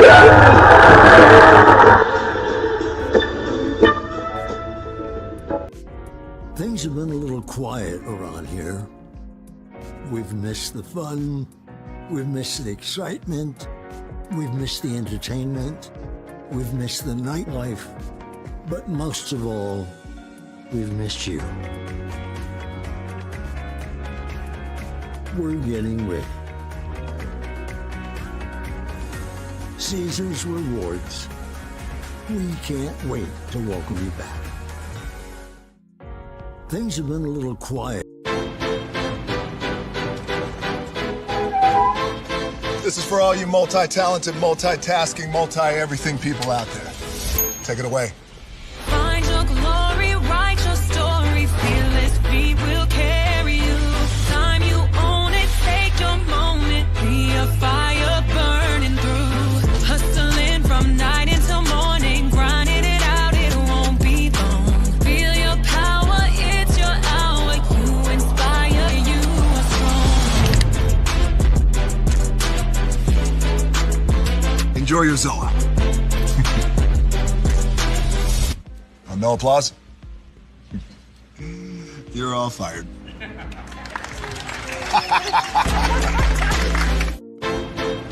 Now that you've reached the stage in your life where quality television is important, Nubian TV is a black network that speaks to your lifestyle. Nubian TV is the world's first digital network devoted to the upscale and political lifestyles of black people. Nubian TV's programming includes politics, travel, fashion, food, automotive, arts and culture, civil rights, music, and more. Watch now on Amazon Fire TV, Roku, or watch globally at nubiantv.net. Nubian TV, it's what you want to watch.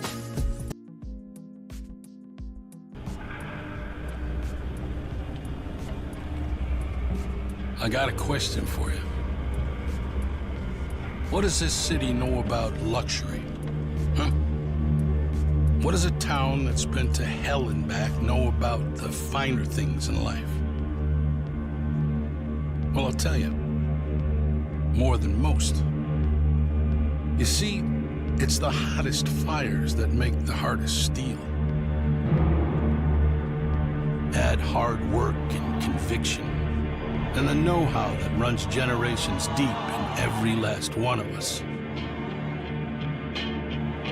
That's who we are. That's our story. Now, it's probably not the one you've been reading in papers. The one being written by folks who've never even been here and don't know what we're capable of.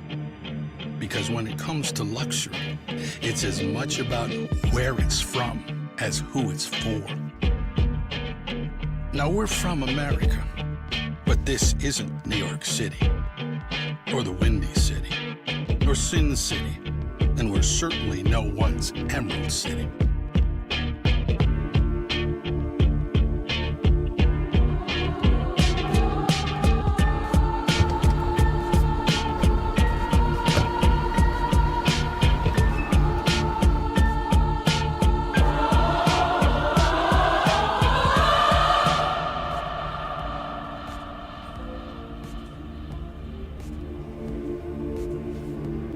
This is the Motor City, and this is what we do.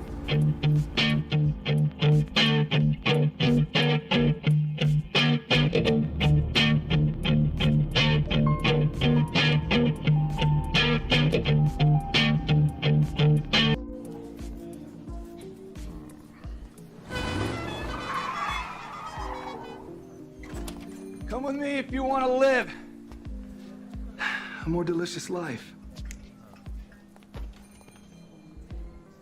Oh, maybe we should get in the van. In this world, we don't get to control much. The past, male pattern baldness. What geese? Got one right now. The urge to pop that bubble wrap. But there is one thing we do get to choose every single day. What we eat. Welcome to the Sonic Department of Research and Deliciousment. We have everything you want, didn't know you wanted, and some things you didn't know were possible. Because we believe if you're not having fun, you're not living free. So come on, let's live a little. Hey, good morning, America.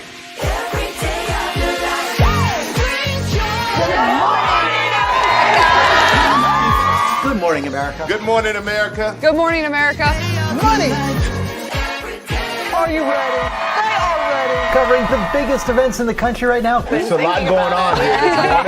It's always a good time. That's what the show's about. That's good. Really good. Very good. Coming in hot, Jimmy, coming in hot. It's far from elementary. Oh, good morning, America. I'm not going to try to strut like Michael or anything. I have known George a long, long time. Have you ever gotten him to dance? Look at that face. You don't just see it, you feel it. I'm in. I'm in. I'm in too. I'll be there. I am here and so happy. I'm in. I'm in too. I'm in. That tells you something when Snoop Dogg's in. Michael, George, Lara, Ginger. Hey, good morning, America. Open your eyes. Think of the one place you've always wanted to see.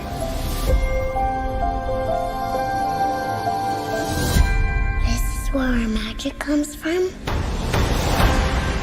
They say if you dream a thing more than once, please, please, please, it's sure to come true. Everything you see exists together in the great circle of life. There are stories about what happened. It's true. All of it. In every job that must be done, there is an element of fun. I told you she was tricky. Life is full of possibilities. What do you want to be remembered for? The world is in our hands, and we gotta do something with it. I just want to say a word of thanks to all the artists, the workers, and all of you. The young and the young in heart. You helped make this dream come true.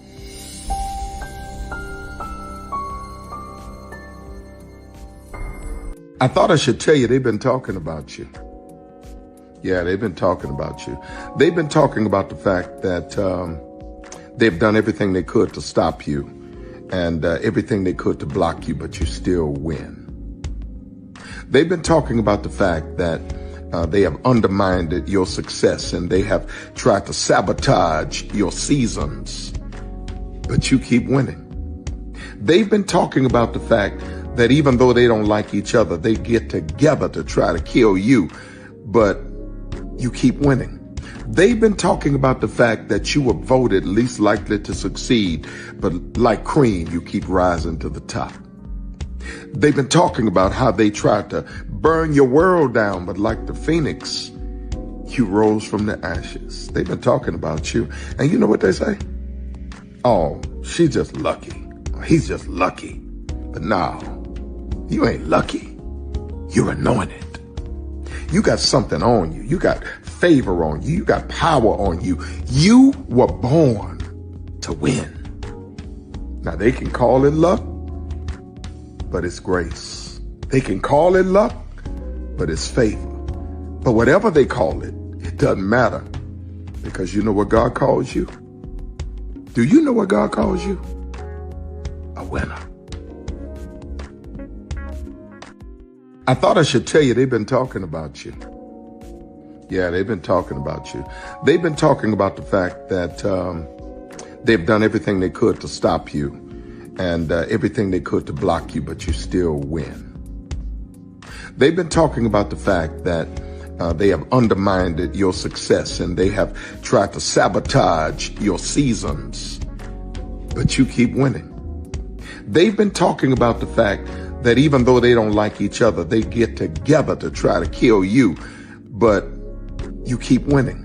They've been talking about the fact that you were voted least likely to succeed, but like cream, you keep rising to the top.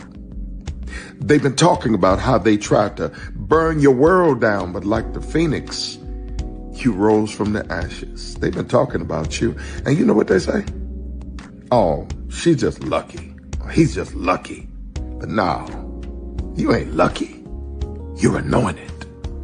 You got something on you. You got favor on you. You got power on you. You were born to win. Now they can call it luck, but it's grace. They can call it luck, but it's favor. But whatever they call it, it doesn't matter, because you know what God calls you? Do you know what God calls you? A winner.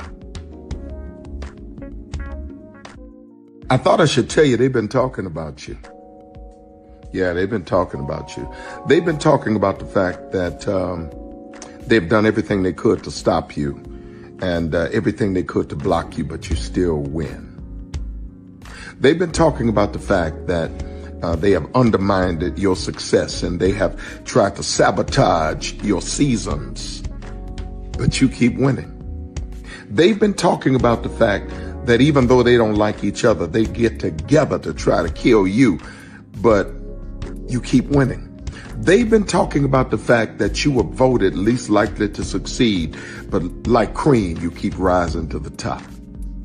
They've been talking about how they tried to burn your world down, but like the phoenix, you rose from the ashes. They've been talking about you. And you know what they say? Oh, she's just lucky. He's just lucky. But no, you ain't lucky. You're anointed. You got something on you. You got favor on you. You got power on you. You were born to win. Now they can call it luck, but it's grace. They can call it luck, but it's favor. But whatever they call it, it doesn't matter, because you know what God calls you? Do you know what God calls you? A winner. Caesar. Just look at him. Politician. General. Author. Ruler. Man.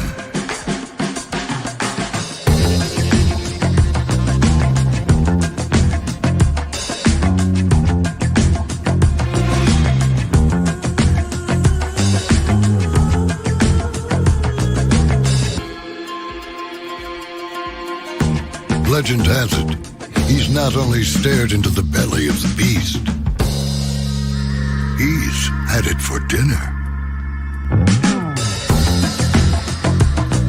Here he's free to relax, or party, or relax, or party, or relax, and party. His is a world of opulence, excess, and the occasional impulse buy. Not one to rest on his laurels, he's famous for ushering in a new age of entertainment. So, for anyone seeking a place where the sun never sets on a good time, all this awaits. I am Caesar, and I approve this palace.